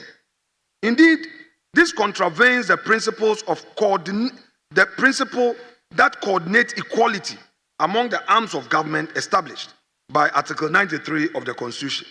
Indeed, it is respectfully submitted that Parliament's deliberative function cannot be suspended simply because a citizen has chosen to file a lawsuit touching upon similar subject matter. Mr. Speaker, in the call as a 4-case quoted supra, clearly the court established that the constitutional institutions must continue to perform their mandated functions unless expressly restrained by judicial injunction based on cogent evidence of harm. Indeed, no such injunction exists in the Henry Nana Boakye versus Attorney General, nor has the plaintiff in that case even sought such a relief against Parliament. The mere pendency of the action cannot, therefore, justify parliamentary inaction. I so submit. Mr. Speaker, I also submit that the ruling erodes parliamentary privilege. In all humility, the impugned ruling's practical effect is to nullify the protection afforded by Article 115 and 116 of the Constitution. If the ruling is left to stand as a valid precedent, parliamentary debate can be prohibited merely because related litigation exists. The constitutional guarantee of free speech becomes meaningless and onerous. Members of Parliament will be required to research pending litigation before speaking on any matter of public importance. Indeed, it would amount to a dreadful burden, emphasis, a dreadful burden that will paralyze legislative deliberation in this august chamber. Mr. Speaker, the constitutional drafters decided to immunize parliamentary speech from external legal challenge And this indeed reflects their understanding that legislative deliberation must remain independent of judicial proceedings. It follows that standing orders on sub judice provisions will never intend to override constitutional protection, but rather to provide a guidance for its responsible exercise. Emphasis mine, its responsible exercise. Mr. Speaker, I also contend that the entire ruling is represented a misunderstanding of the nature of prejudice. I submit that the impugned ruling fails to identify any specific prejudice that parliamentary debate will cause to the parties in the Henry Nana Boakye versus Attorney General case. That case, to the best of my knowledge, concerns constitutional validity of the Chief of Staff's directive and seeks declaratory reliefs and appropriate and related orders, or related orders. Parliamentary debate on the wisdom and propriety of the same directive operates in an entirely different sphere and serves fundamentally different purposes. Parliamentary debate seeks to inform public policy and hold executive accountable to people's representatives. Judicial proceedings determine legal rights and constitutional compliance. These functions are complementary, not competing, and the mere fact that they address related subject matter does not create the real and substantial danger of prejudice required by Erskine May and the rules of this Guest House. And Mr. Speaker, I must emphasize that the said lawsuit relied on in the preliminary objection was never tabled before the records of this House. Mr. Speaker, I dare contend that the ruling also creates a dangerous precedent. It's a weaponization for litigation. And on this score, I do submit that the ruling's problematic logic creates a perverse incentive structure whereby any individual could effectively silence Parliament by filing a lawsuit touching upon matters of public debate. This represents a fundamental inversion of democratic accountability, placing the initiative for parliamentary agenda setting in the hands of private litigants rather than the people's elected representatives who labor in this August House. Such a vexatious system will be particularly vulnerable to abuse by those seeking to shield government actions from parliamentary scrutiny. The mere threat of litigation or the filing of an action could become a dangerous tool of executive overreach, contrary to the constitutional vision of robust legislative oversight embodied in Article 1033, Quote Supra. Mr. Speaker, the ruling also creates a paralysis of democratic accountability. Right, Honorable Speaker, Parliament oversight function is a sine qua non. It serves as a crucial check on executive power and a vital mechanism for ensuring government accountability to the citizenry. The Chief of Staff's directive, which has reportedly resulted in widespread job losses across the public sector, clearly falls within the scope of matters demanding parliamentary attention under Article 1033. By preventing or freezing parliamentary consideration of this directive, the impugned ruling effectively insulates executive action from democratic scrutiny during the very period when such scrutiny is most needed to serve the interests of the good people of Ghana who elected us to serve in this August House. This outcome cannot, with great respect and in all humility, be reconciled with the Constitution's commitment to probity and accountability, as well as the people's right to have their representatives address matters of urgent public concerns forcefully and timeously. Mr. Speaker, I again hold the view and so submit that the proper application of the sub judice rule was brought into question by the exercise of discretion by the First Deputy Speaker in his impugned ruling. Mr. Speaker, a careful reading of Standing Orders 103F and 1231 both explicitly provide that the sub judice prohibition applies to matters that may prejudice the parties, with the determination of such prejudice left to the Speaker's discretion. This discretionary formulation of the rule reflects parliamentary wisdom that rigid application of the rule will be incompatible with Parliament's constitutional function. It naturally therefore follows that Speaker's discretion must be exercised with reference to constitutional principles, including Parliament's mandate under Article 93(2) and the protection of free speech under Article 115. It is my humble submission, therefore, that where these principles conflict with concerns about potential prejudice, the constitutional imperatives must prevail unless clear and present danger to judicial proceedings can be demonstrated and not speculated. Mr. Speaker, there is also the rule of national importance exception for consideration. And I beg to submit that in Eskime, as quoted supra, Eskime provides that there is a need to recognize that matters of national importance may warrant parliamentary consideration despite pending litigation. The mass revocation of public sector appointment, which revocation continues to inflict untold economic hardships on thousands of households across Ghana, clearly meets this threshold as it affects livelihood of thousands of citizens and the stability of public service delivery. The economic and social consequences of the Chief of Staff's unacceptable directive demand immediate and urgent parliamentary attention, not indefinite postponement pending resolution of a protracted litigation. Parliament's role in addressing urgent national concerns cannot, I respectfully submit, in all modesty, be subordinated to the convenience of judicial timelines.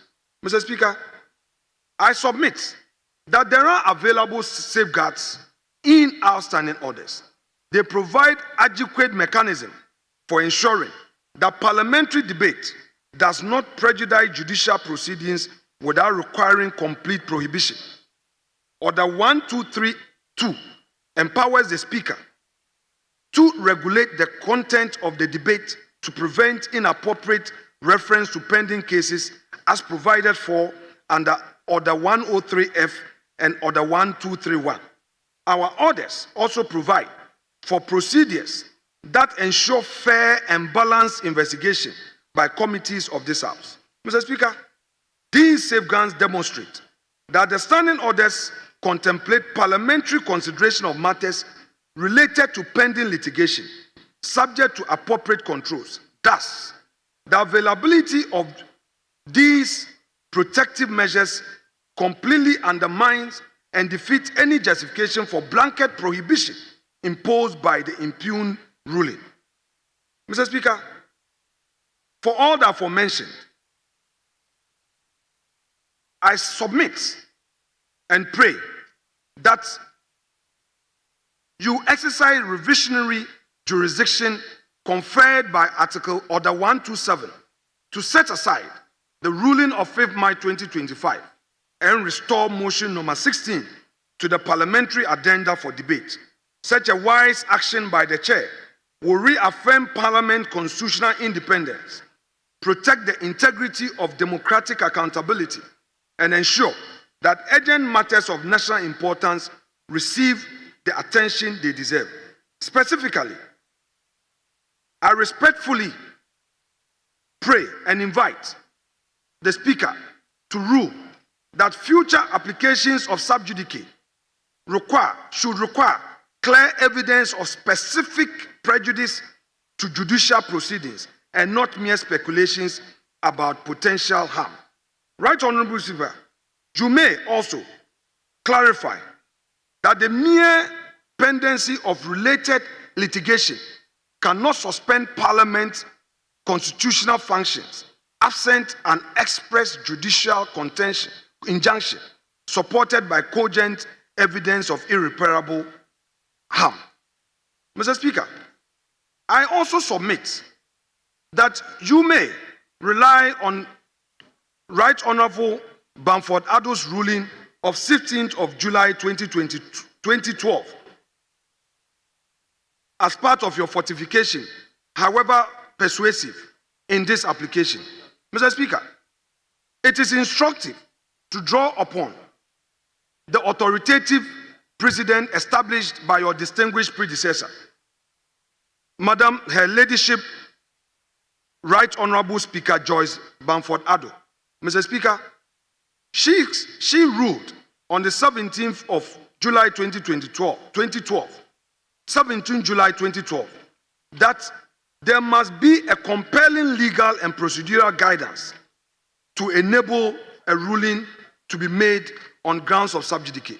Mr. Speaker, during parliamentary session, Honorable Plempe sought to halt the laying of the Representation of the People's Instrument 2012, citing Order 93.1 of the Standing Orders and invoking a pending court matter that had been referred to the Supreme Court. The Honorable Member argued that the Electoral Commission has sworn an affidavit confirming the constitutional nature of the matter requiring Supreme Court interpretation, and therefore parliamentary action should be suspended. Mr. Speaker, the Honorable Member argued that, Madam Speaker, quote, I rose on Order 93.1 of our allowed standing orders, and with your permission, I beg to quote, reference shall not be made to any matter on which judicial decision is pending in such a way as may, in the opinion of the Speaker, prejudice the interests of parties to the action, end quote. Mr. Speaker, the EC itself has sworn an affidavit that the matter is a constitutional one that needs an interpretation by the Supreme Court.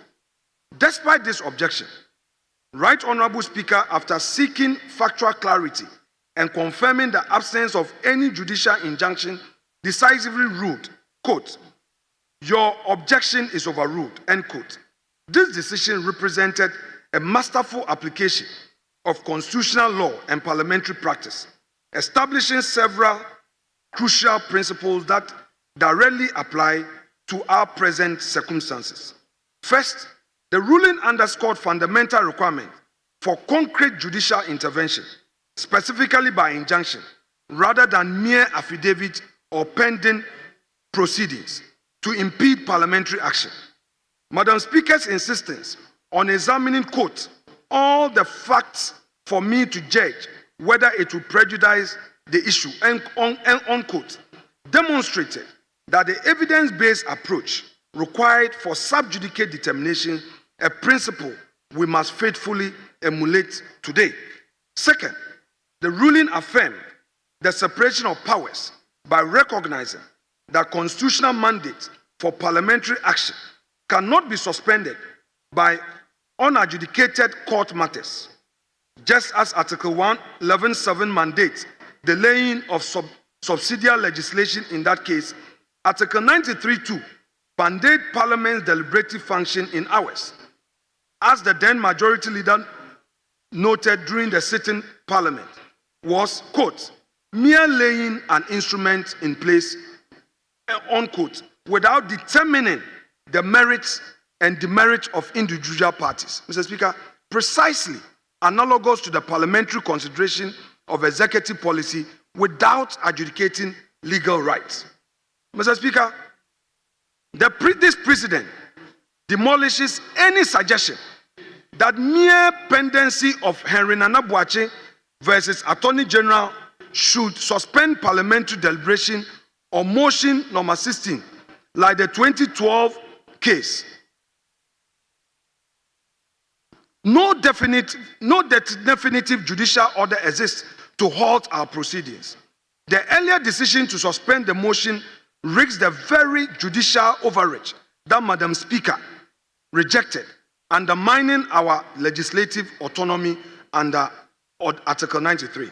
Mr. Speaker, I shall conclude by submitting that with the submissions so far, I have demonstrated through constitutional analysis, statutory interpretation, judicial precedent, and our own parliamentary authority that the first Deputy Speaker's ruling of 5th March 2025 cannot stand. Parliamentary democracy depends upon the vigorous exercise of legislative oversight and the free exchange of ideas among the people's elected representatives. The impugned ruling, while perhaps well intended, strikes at the heart of these democratic principles by subordinating Parliament's constitutional mandate to the mere existence of related litigation. Of course, the Supreme Court's guidance in Vincent Assefuah provides clear direction.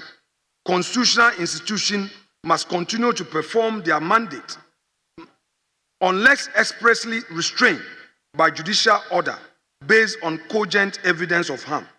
No such restraint existed in the matter that came before this House, nor could it constitutionally be justified that there was a real threat of extraordinary circumstances wholly absent from the case and that it could harm the outcome of the case in court.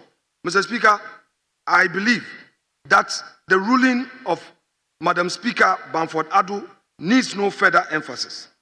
Parliament's role as a voice of the Ghanaian people cannot be silenced by strategic litigation or misapplied procedural rules. The Constitution demands, and the people deserve, robust legislative oversight of executive action, particularly where such actions affect the livelihood and the welfare of thousands of citizens and their dependents. I therefore respectfully urge Right Honourable Speaker to grant this application, uphold the invitation to set aside the impugned ruling and restore to Parliament its rightful role as a forum for democratic deliberation on matters of urgent national importance, thereby reinforcing parliamentary sovereignty and democratic processes, and allow me to move motion number 16 as was advertised. Mr. Speaker, I so submit. Thank you very much.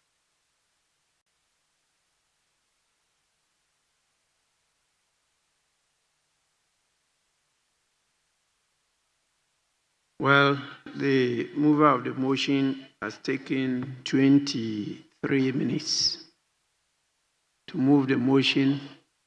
A lot of industry in the work. And I want to, in the circumstances, permit a few more members, but it cannot be concluded today. But this is a very serious matter, and there's a need for a major decision to guard not only this House, but future houses of this Parliament. But before I permit the continuation of the debate, let me read the standing order on which the motion is premised. It's Standing Order 127. And he has quoted it, and it's in the body of the motion. It says, a decision of the Speaker in respect of interruption of debate under Order 122 is not subject to review by the House, except on a substantive motion made on notice. Is not subject to review by the House, except on a substantive motion made on notice. And so, in your contributions, try to address that issue too. because it's all subject to interpretation. It's not subject to review by the House, not by the Speaker, by the House. And so please take that on board. Since he wants to second, or I thought he was going to second. Because he stood up, so I thought he was going to second. Because after you moved, the next thing is to second, unless you are raising objection. And that will come under 122, interruption of debate. Yes, please. Mr. Speaker, I rise to seek your guidance in the matter of the motion recently moved by the minority leader, motion number 10 of the order paper. Speaker, I seek your guidance in respect of two things. One, whether or not the person who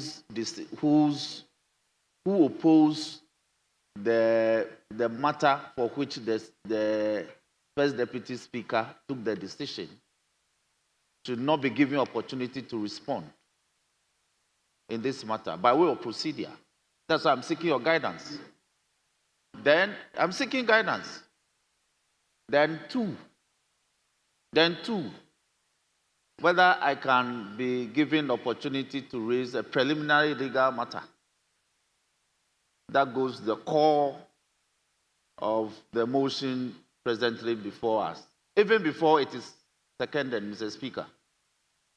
If my second prayer is agreed to, Mr. Speaker, then I may proceed, Mr. Speaker.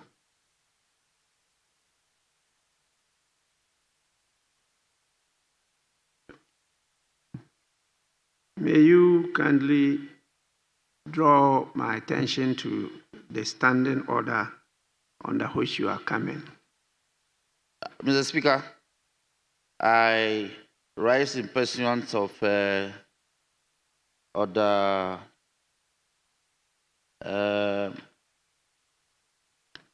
127 of the standing orders.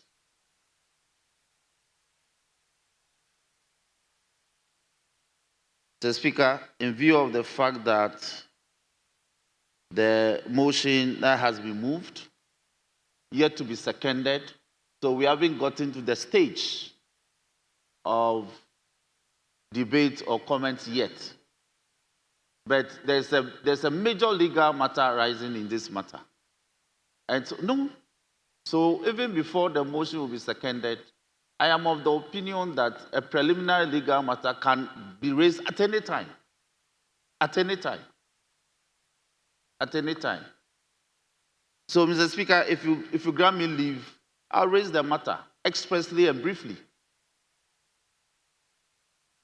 That may also require some preliminary determination. Mr. Speaker. Honorable members, this is a House of Parliament. That is so, Mr. Speaker. It's not a court of law. I agree. The rules guiding the procedure in the court of law are very different from that guiding the procedure in the House. This you're talking about, in the court, before you usually come out with these preliminary points, objection or whatever. It's because we have the rule permitting people to file even before the person moves, conditional. For example, conditional appearance. That's so. And so we don't have that in the House. Now, the rule you refer to, Order 127, deals with the decision of the Speaker. That's so. On interruption of debate. That is so. Speaker, reading that with Order 5. Mr. Speaker, if I may refer you humbly to Order 5, 2. Mr. Speaker, in any case not provided for in these orders, the Speaker shall decide on a procedural question. Mr. Speaker, that is why I'm praying you that it's a matter that goes to the core of the motion presently moved. Speaker, what am I saying? Speaker, I'm simply saying that the motion before us is incompetent. Incompetent in the sense that the speaker is defined. Please sit down. Please sit down. Please sit down. The motion is incompetent in the sense that, Mr. Speaker, under the interpretation order of our standing orders, order 6, Mr. Speaker, the Speaker of this House is defined as, Speaker, with your leave, let me read.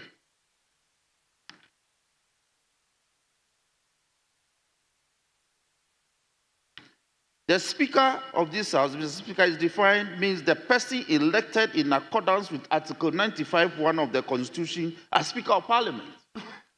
Mr. Speaker, the motion presently before us seeking for a decision to be reviewed is, with all due respect, not taken by the Speaker elected in pursuance of Article 95.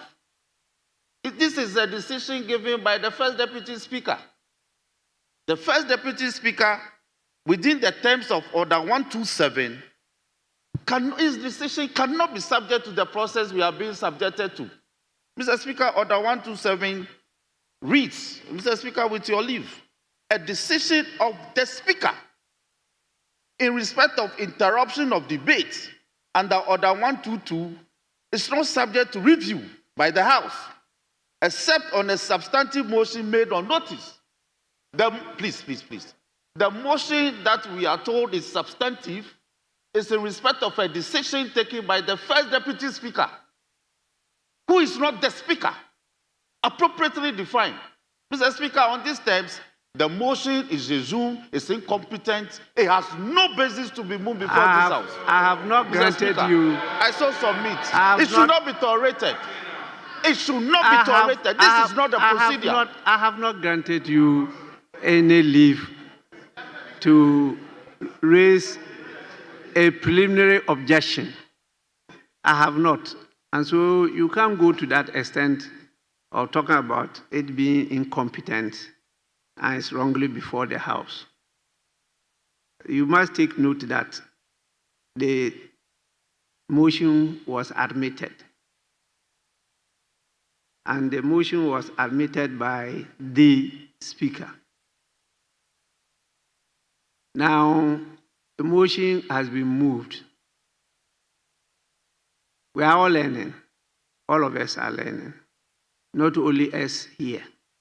Even those outside, including the judiciary, are learning. And the complex nature of our Constitution, our legal framework, the group norm that we are operating with, is very different from that of other jurisdictions. And so, this is one of the opportunities I thought that the House should go through it and come out with a reasoning that could even be a guide to form a future interpretation and enforcement of our Constitution. If you recall, there are a number of times I raised the issue of the decision of the Supreme Court concerning the issue of deputy speakers.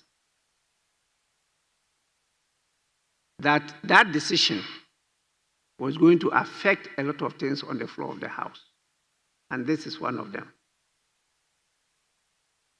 I was very clear in my mind that a deputy speaker sitting on the chair of a member of parliament is a member of parliament and has those rights as a member of parliament to represent his constituency and therefore could not be seen as a speaker who represents no constituency than Ghana. And that is why in Ghana, our speakers are not members of parliament. If you are a speaker, the speaker, you are not a member of parliament. In the other parliaments, including Westminster, the speakers are members of parliament. And so when you sit over there as a deputy speaker, you are a member of parliament under the leaders of your caucus. That should be distinguished from the person coming to sit on this chair as the speaker. My representative seated here. So there are two hats. That was not distinguished by the court. And that is one of the challenges we are having here, that any time any of my deputies come to sit on this chair, he is not seen as the speaker. And therefore, the way you honor and reverence them is different from how you do to me as the speaker. And that is why anytime I cede the chair to a deputy speaker, we have crisis on the floor. I raised this long ago. I was ignored. Today, you can see the import of that issue. Because when the first deputy speaker sits here, my friends and colleagues on the left see him as a partisan NDC member. The same for the second deputy speaker. My colleagues on the right see him as a partisan MPP member. And that is a challenge now. And you recall again, I intentionally admitted this motion for us to go through it. That even myself, the minority leader who moved the motion, versus the Speaker and the Attorney General, the then Supreme Court held the view that once he drew my attention to the pendency of the writ he issued, I should have proceeded the next day, 17th, to have read the statement I made concerning vacancy of the seats. It would have acted as an injunction. I differed from it. You will recall that the recent ruling of the Supreme Court took a different view. And that is why he has quoted copiously here. And so it's important for us to take time to go through this. And I'm happy that you are doing so. And he has done a lot of research and referred to earlier rulings of my predecessors. He quoted those that are favorable to his case, which is what lawyers do. There are some that are not favorable to his case. It's for the other side to also refer to them. And then at the end of the day, I'm drawing your attention to the 127 because it has also created another problem. It is not for the Speaker again to be the one reviewing his decision. It is for the House. That is what it says. It says a decision of the Speaker in respect of interruption of debate under Order 122 is not subject to review by the House. So who is reviewing it? The House. Except on a substantive motion made on notice. So when the substantive motion is made on notice by the House, it's the House that will take a decision to do what? To review the decision of the Speaker. And that is another serious challenge there. And so I want us to go through this together. And at the end of the day, come with a guide. If it means even for us to revise the standing orders, we'll do so. If it means that it will be a guide to, because I have engaged a number of the members of the Supreme Court on my understanding of the concept that we have tried to intertwine in the Constitution, which is very complex. And the presumptions under which this constitution was made have all been eroded. They've been eroded. And so we're having serious challenge in implementing the provisions of the constitution. And the Supreme Court itself keep on vacillating on some of these things. And so the agency involved, or the urgent need for a review of the 1992 Constitution. So the work of the Professor Prempeh Committee is very, very important, and we should all focus on it, because we need a lot of clarification of some of the provisions that we have, and that is one we are faced with today. And so I will give opportunity. I want to differ from your preliminary objection. I want to give opportunity for us to think through this together. And so if you are not seconding, I'll allow him to second. Then I can take one from this side, and then we can take a day and come and debate this matter properly. Majority Chief Whip. Mr. Speaker, I will not dare differ from your position, Mr. Speaker. Mr. Speaker, however, where a procedure is provided under law for a right to be exercised, Mr. Speaker, it is only that procedure that must be exercised. The gravamen of my point is that, please, I'm not challenging, Speaker, please. The gravamen of my point, Mr. Speaker, is that the motion before us is incompetent. It's totally irrelevant. Honorable, Mr. Honorable Majority Chief Whip. Mr. Speaker. I thought you were my son. Yes, Mr. Speaker, you are my father. You are my father. May you resume your seat? Very well, Mr. Speaker. Are you implying that the Speaker doesn't understand the gravamen of your preliminary objection? I don't think you want to imply that. I do understand. But you know, issue you raise is dealing with admissibility. Admissibility. Power to admit the motion. And that power resides in the Speaker. Please, admissibility. So I don't want to go into it. So if you are talking about it being incompetent and wrongly before the House, I don't know where you are coming from.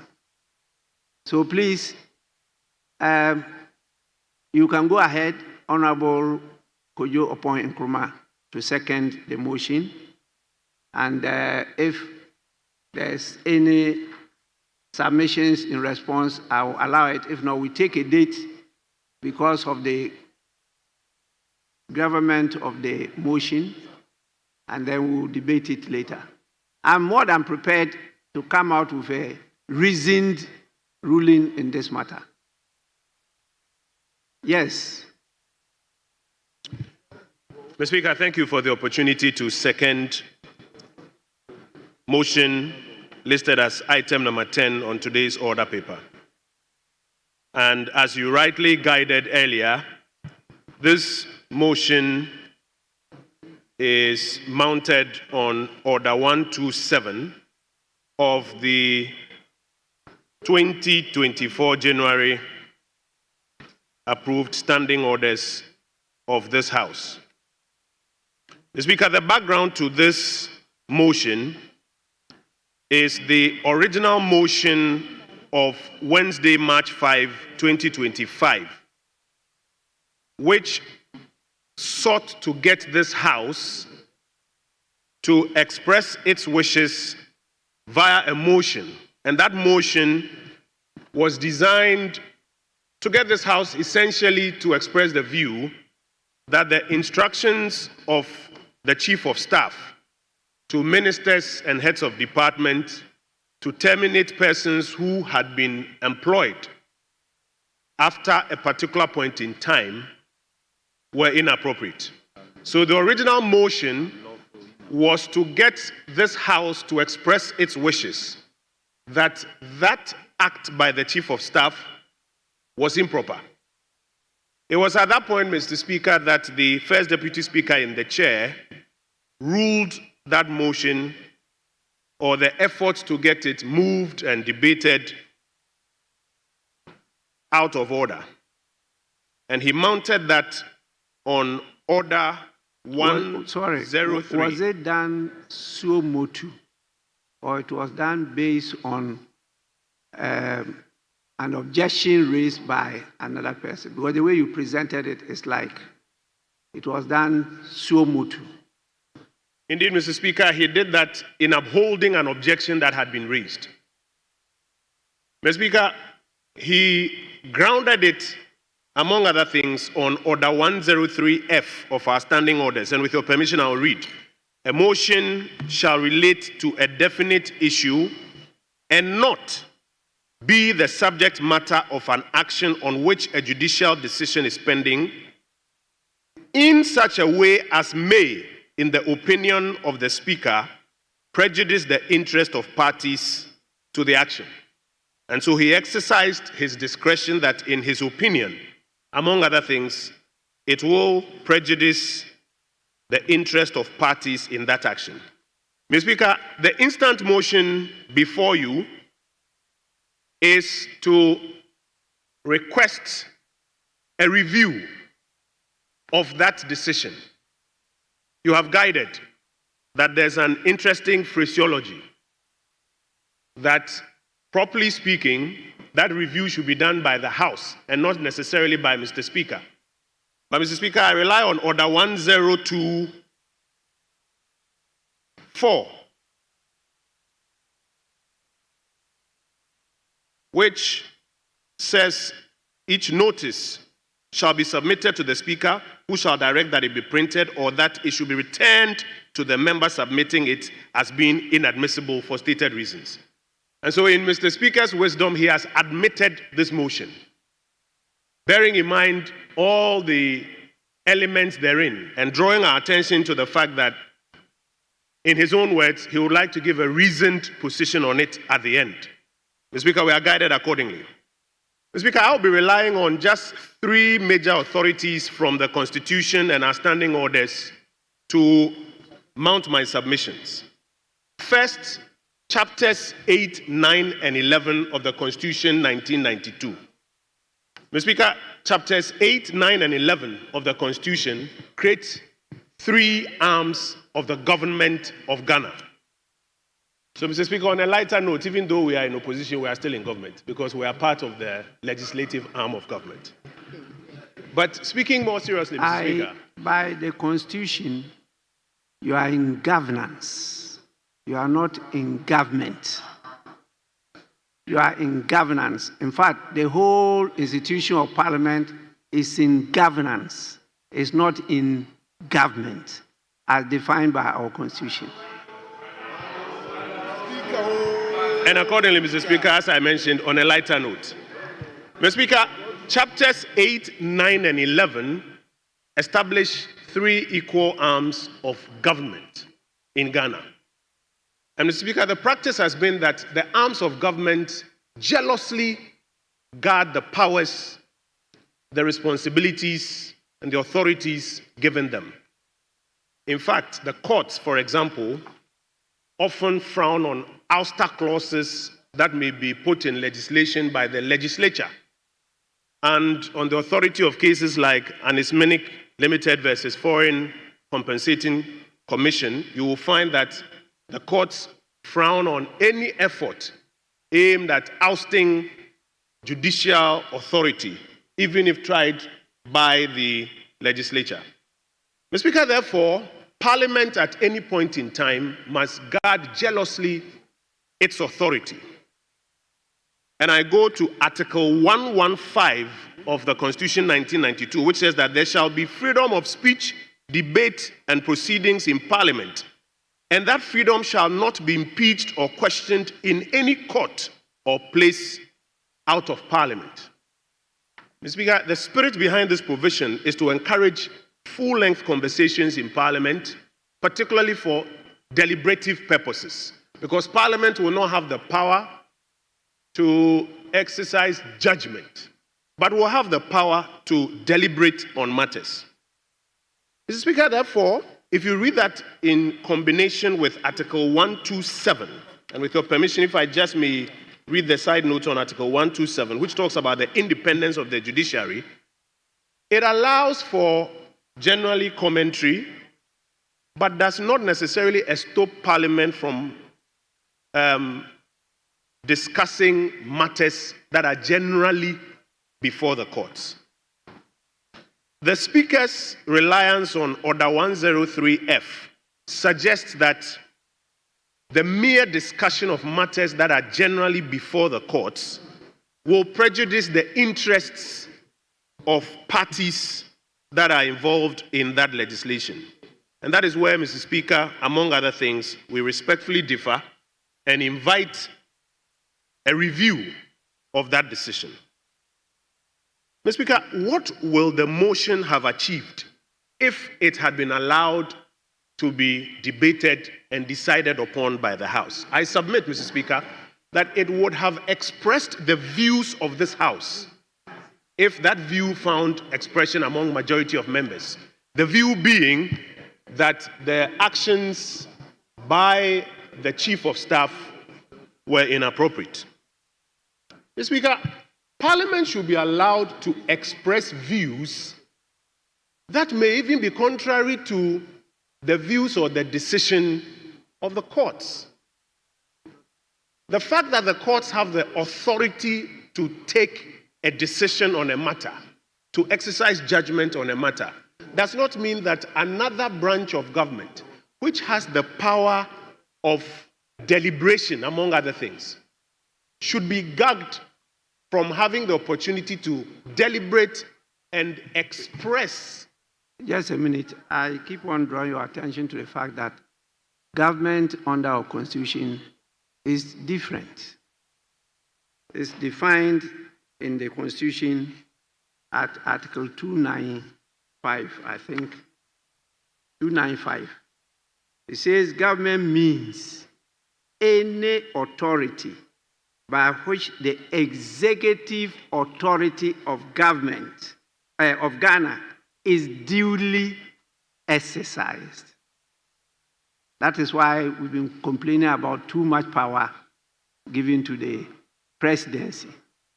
And Article 58 talks about the executive authority being enshrined in the president, which meant that under our Constitution, government is the president. And that's a serious challenge. That's why I moved on to talk about us all being part of governance, not government. So please carry that on board. Guided accordingly, Mr. Speaker. Mr. Speaker, the government of my argument is that Parliament should not be stopped from expressing its views on a matter, even if those views are contrary to the position of the judiciary. That is the substance of the argument we are making. And the argument we are making further is that to uphold that decision of the first Deputy Speaker, who was in your lovely chair on that day, to the effect that the furtherance of a debate on a matter which is before the courts, and even the taking of the motion on it, runs at the risk of going contrary or prejudicing even what the courts were about to determine, will be to set a precedent that in the long run will gag Parliament from its deliberative functions.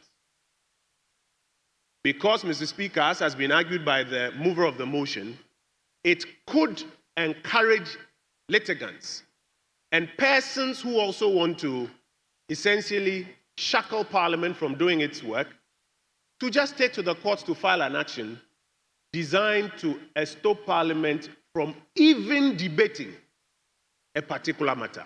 And so, Mr. Speaker, in simple terms, my support for this motion is that the decision of the Speaker be reviewed and be struck out. In essence, allowing in the future Parliament to deliberate matters or to deliberate on matters that are before the courts without fear that any comment could be sub judice, and for which purposes such debate ought not to be allowed. Mr. Speaker, I thank you for the opportunity. Honorable members, I'm just trying to guard the debate because, as I said, it's a very important issue that the House should deliberate on. And I admitted it based on the standing orders. And look at the standing orders, Order 103, which deals with admissibility of motions. It's very clear there. You may disagree, you may have a different view, but there is a very, very vehement and deliberate attempt by our laws to prevent the gagging of Parliament, not even by the Speaker. Once Parliament wants to do something, the Speaker cannot prevent that from doing what they want to do, except on just a few occasions. And those are stated in the standing orders. And so you see that under Order 103, it's very clear when you are dealing with the admissibility of a motion, that a motion shall relate to a definite issue and not, once the motion is related to a definite issue, these are the only exceptions you can use to prevent it from coming before the House. And it says, and not contain arguments, inferences, ironical expressions, imputations, or defamatory statements. That one, you can use it and not admit it. And that is why sometimes we are given the opportunity to get it back to the person, draw the person's attention that, look, with these ones there, you cannot admit the statement or the motion. Then B, refer to the conduct or character of a person. Conduct or character of a person, except in the official capacity of that person. 3, raise a matter of privilege. That one, you will not admit it. Revive the consideration of a matter which had been considered in the same meeting unless new matters have arisen. They don't want to be repeating things. And they're talking about meeting, not session, meeting. And then F, be the subject matter of an action on which a judicial decision is pending in such a way as may, in the opinion of the Speaker, prejudice the interest of parties in the action. The parties in the action. And G, relate to a matter under consideration by a committee of the House. H, ask for an expression of opinion on the solution of an abstract legal question or of a hypothetical proposition.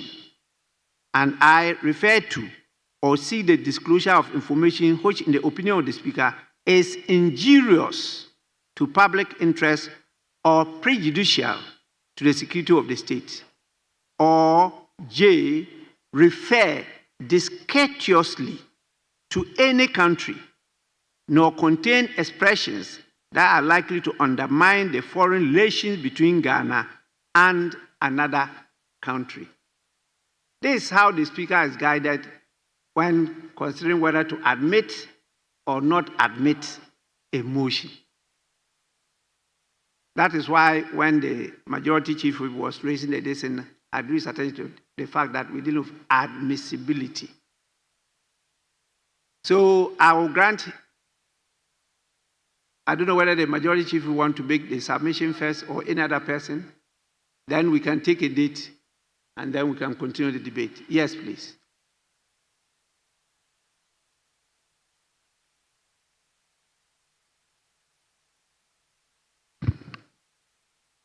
Mr. Speaker, I thank you for the opportunity to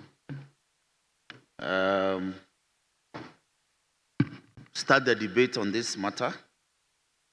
Mr. Speaker, in doing so, I want to urge the House to dismiss this motion on the following grounds. Mr. Speaker, the terms of the motion moved and seconded reads as follows: that pursuant to Order 127 of the Standing Orders, the Right Honorable Speaker reviews the ruling of the First Deputy Speaker on 5th March 2025, sustaining the preliminary objection raised by the Honorable Majority Leader, Mr. Mahama Ayariga, against moving the private member's motion listed as item number 16 on page 6 of the order paper for Wednesday, 5th March 2025, and same captured in the official report of the House for the said date. Speaker, this motion is sponsored by the Osahene Alexander Kwame Napenyo Markin and same moved.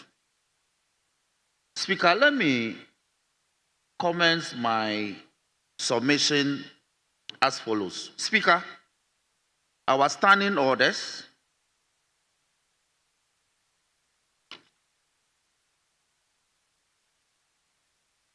came into effect on 2nd day of January 2024. Honorable Member, just give me 5 minutes. I take some important call. Just 5 minutes, I'll be back. Grateful, Mr. Speaker.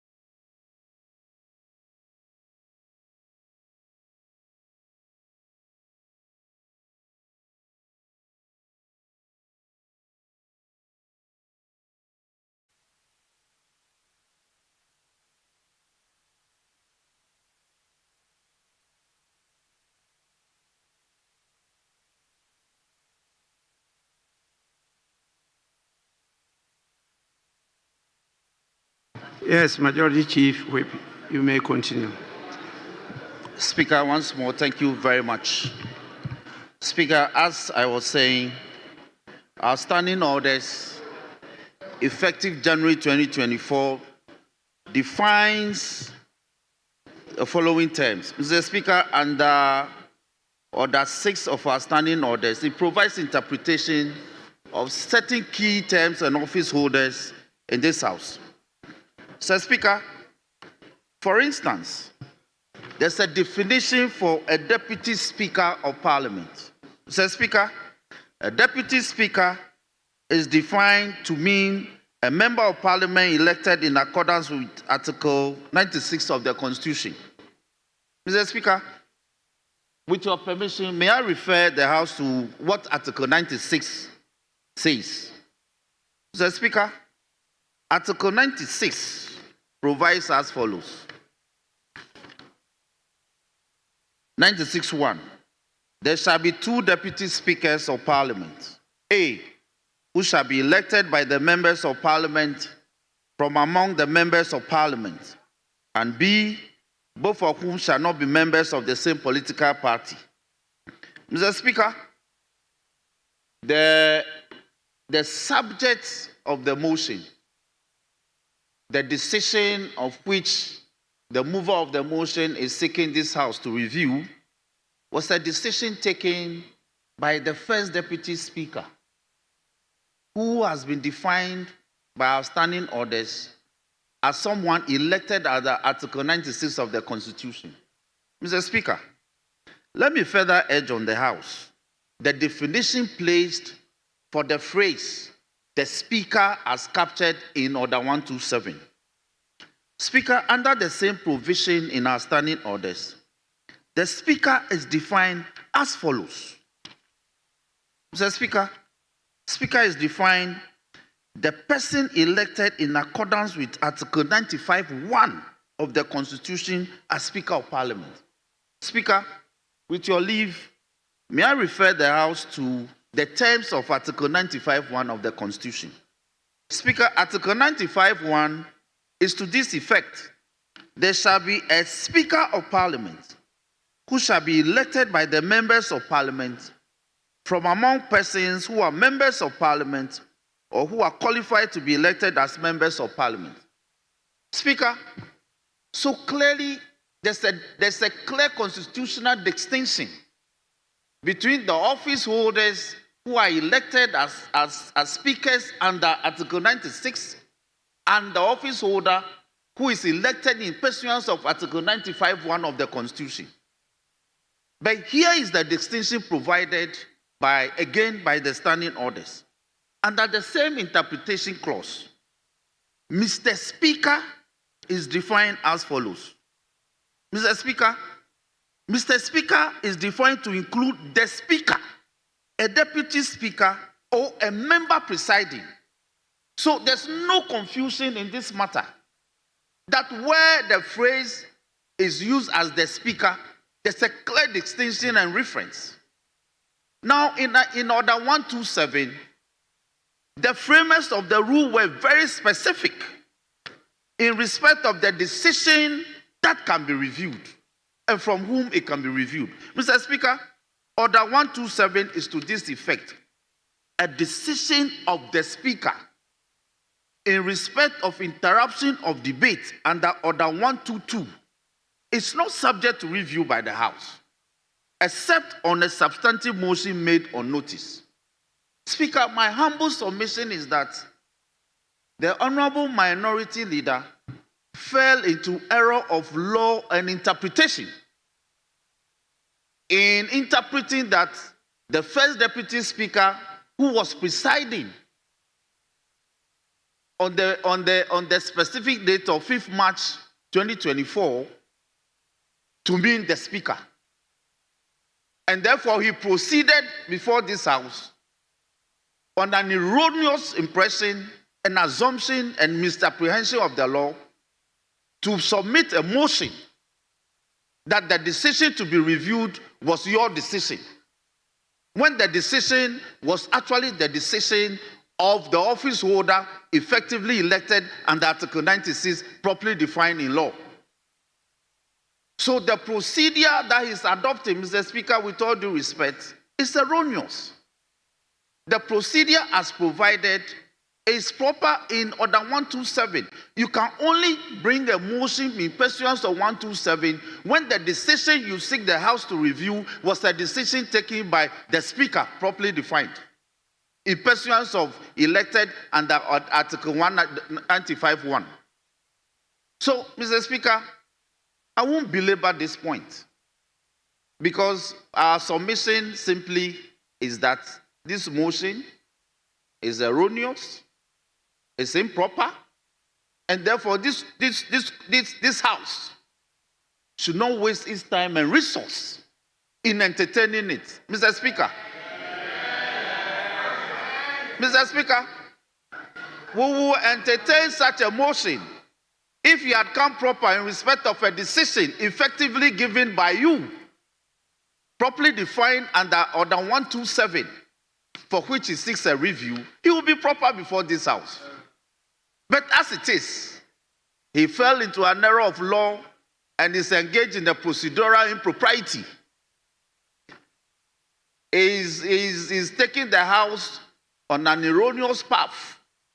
Mr. Speaker, if a decision is taken in pursuance of this, other future members of Parliament will fall into the same error of law and of procedure. He's my brother. He can withdraw this motion and we will accord him with that respect.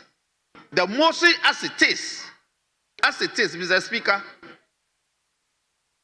is needless, is irrelevant,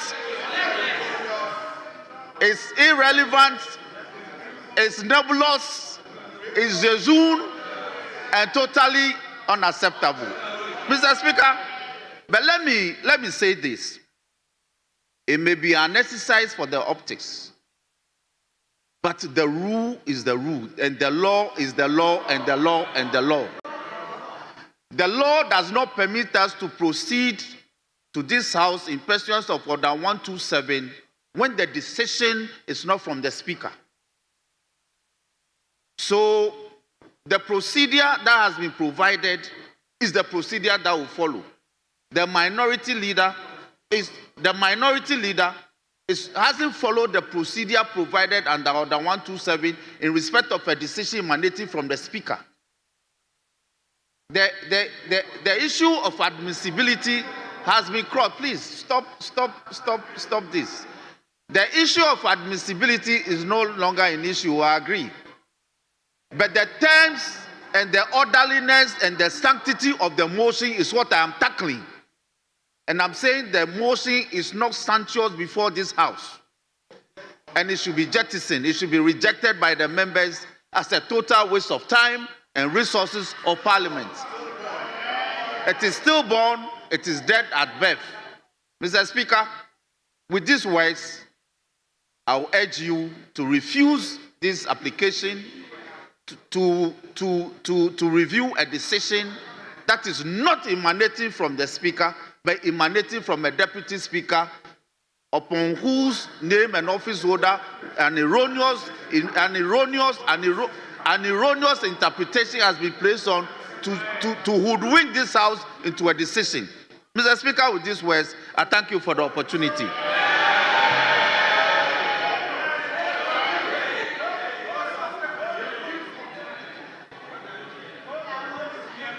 Honorable members,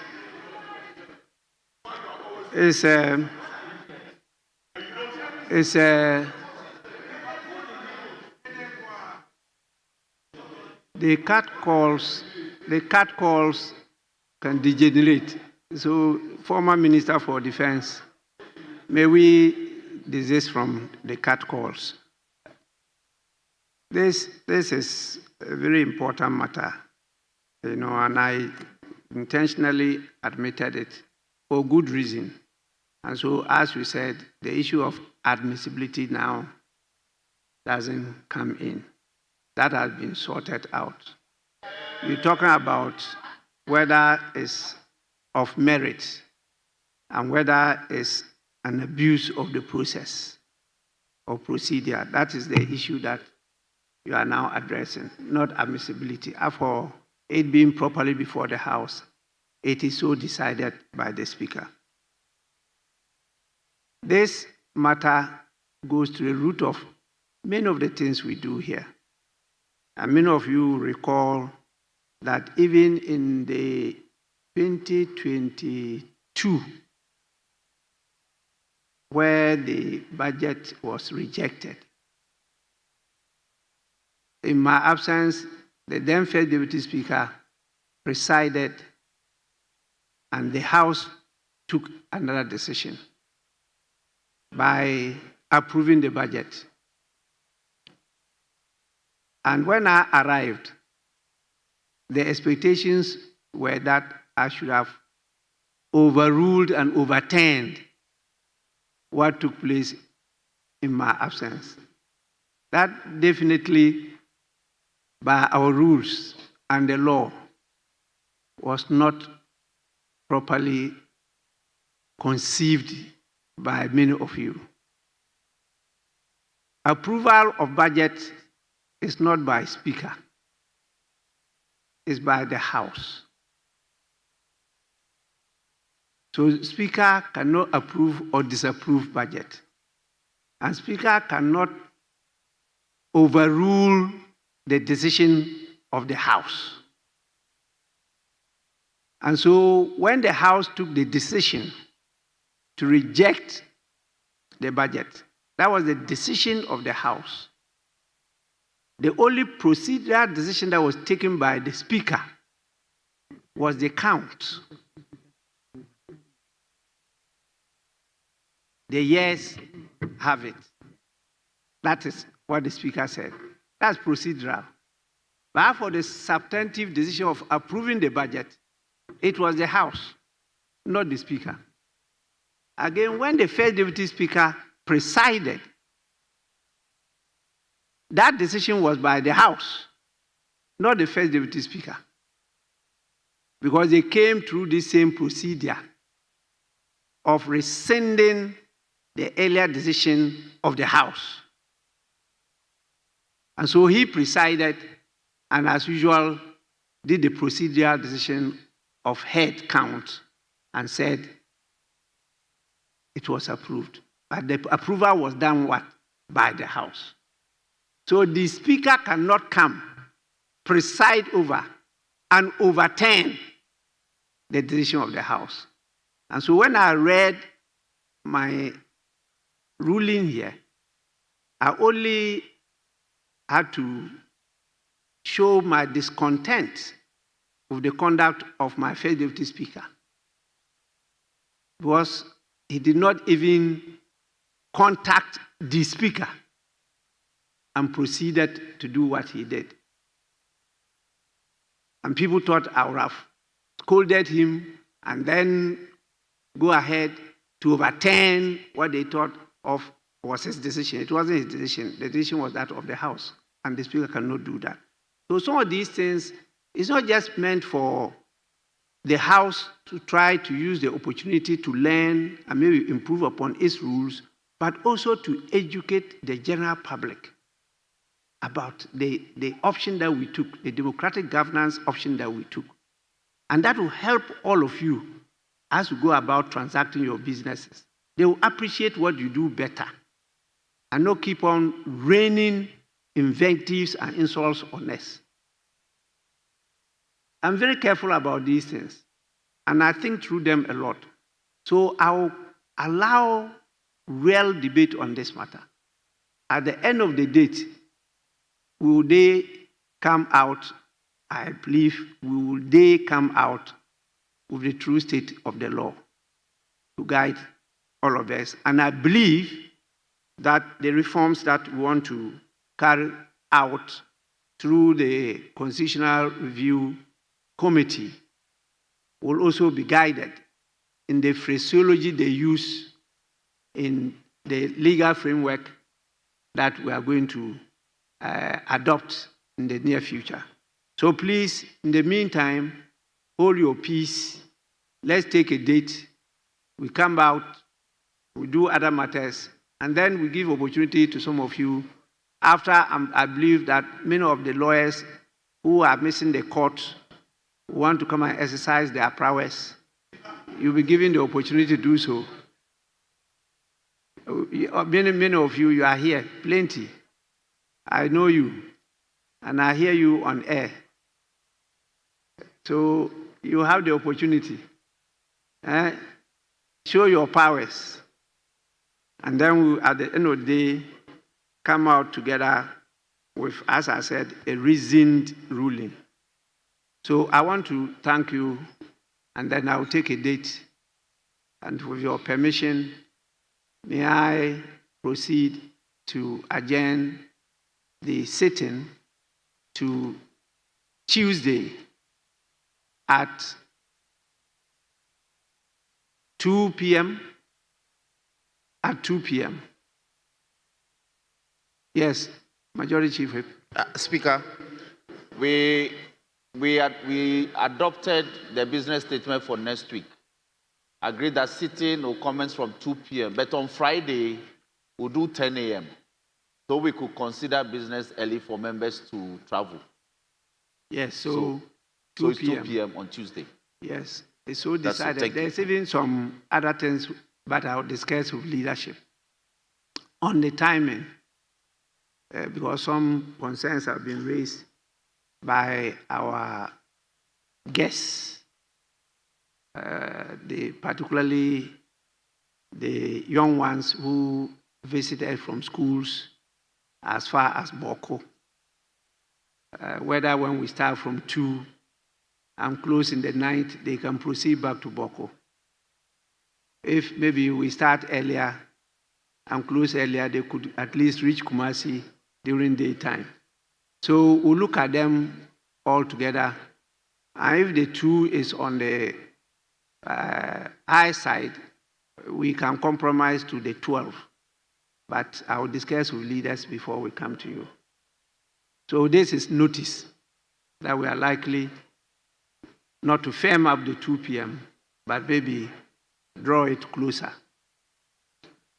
With this, I proceed to adjourn the sitting of the House, and the sitting is hereby adjourned till Tuesday at 2 in the afternoon. The House is adjourned.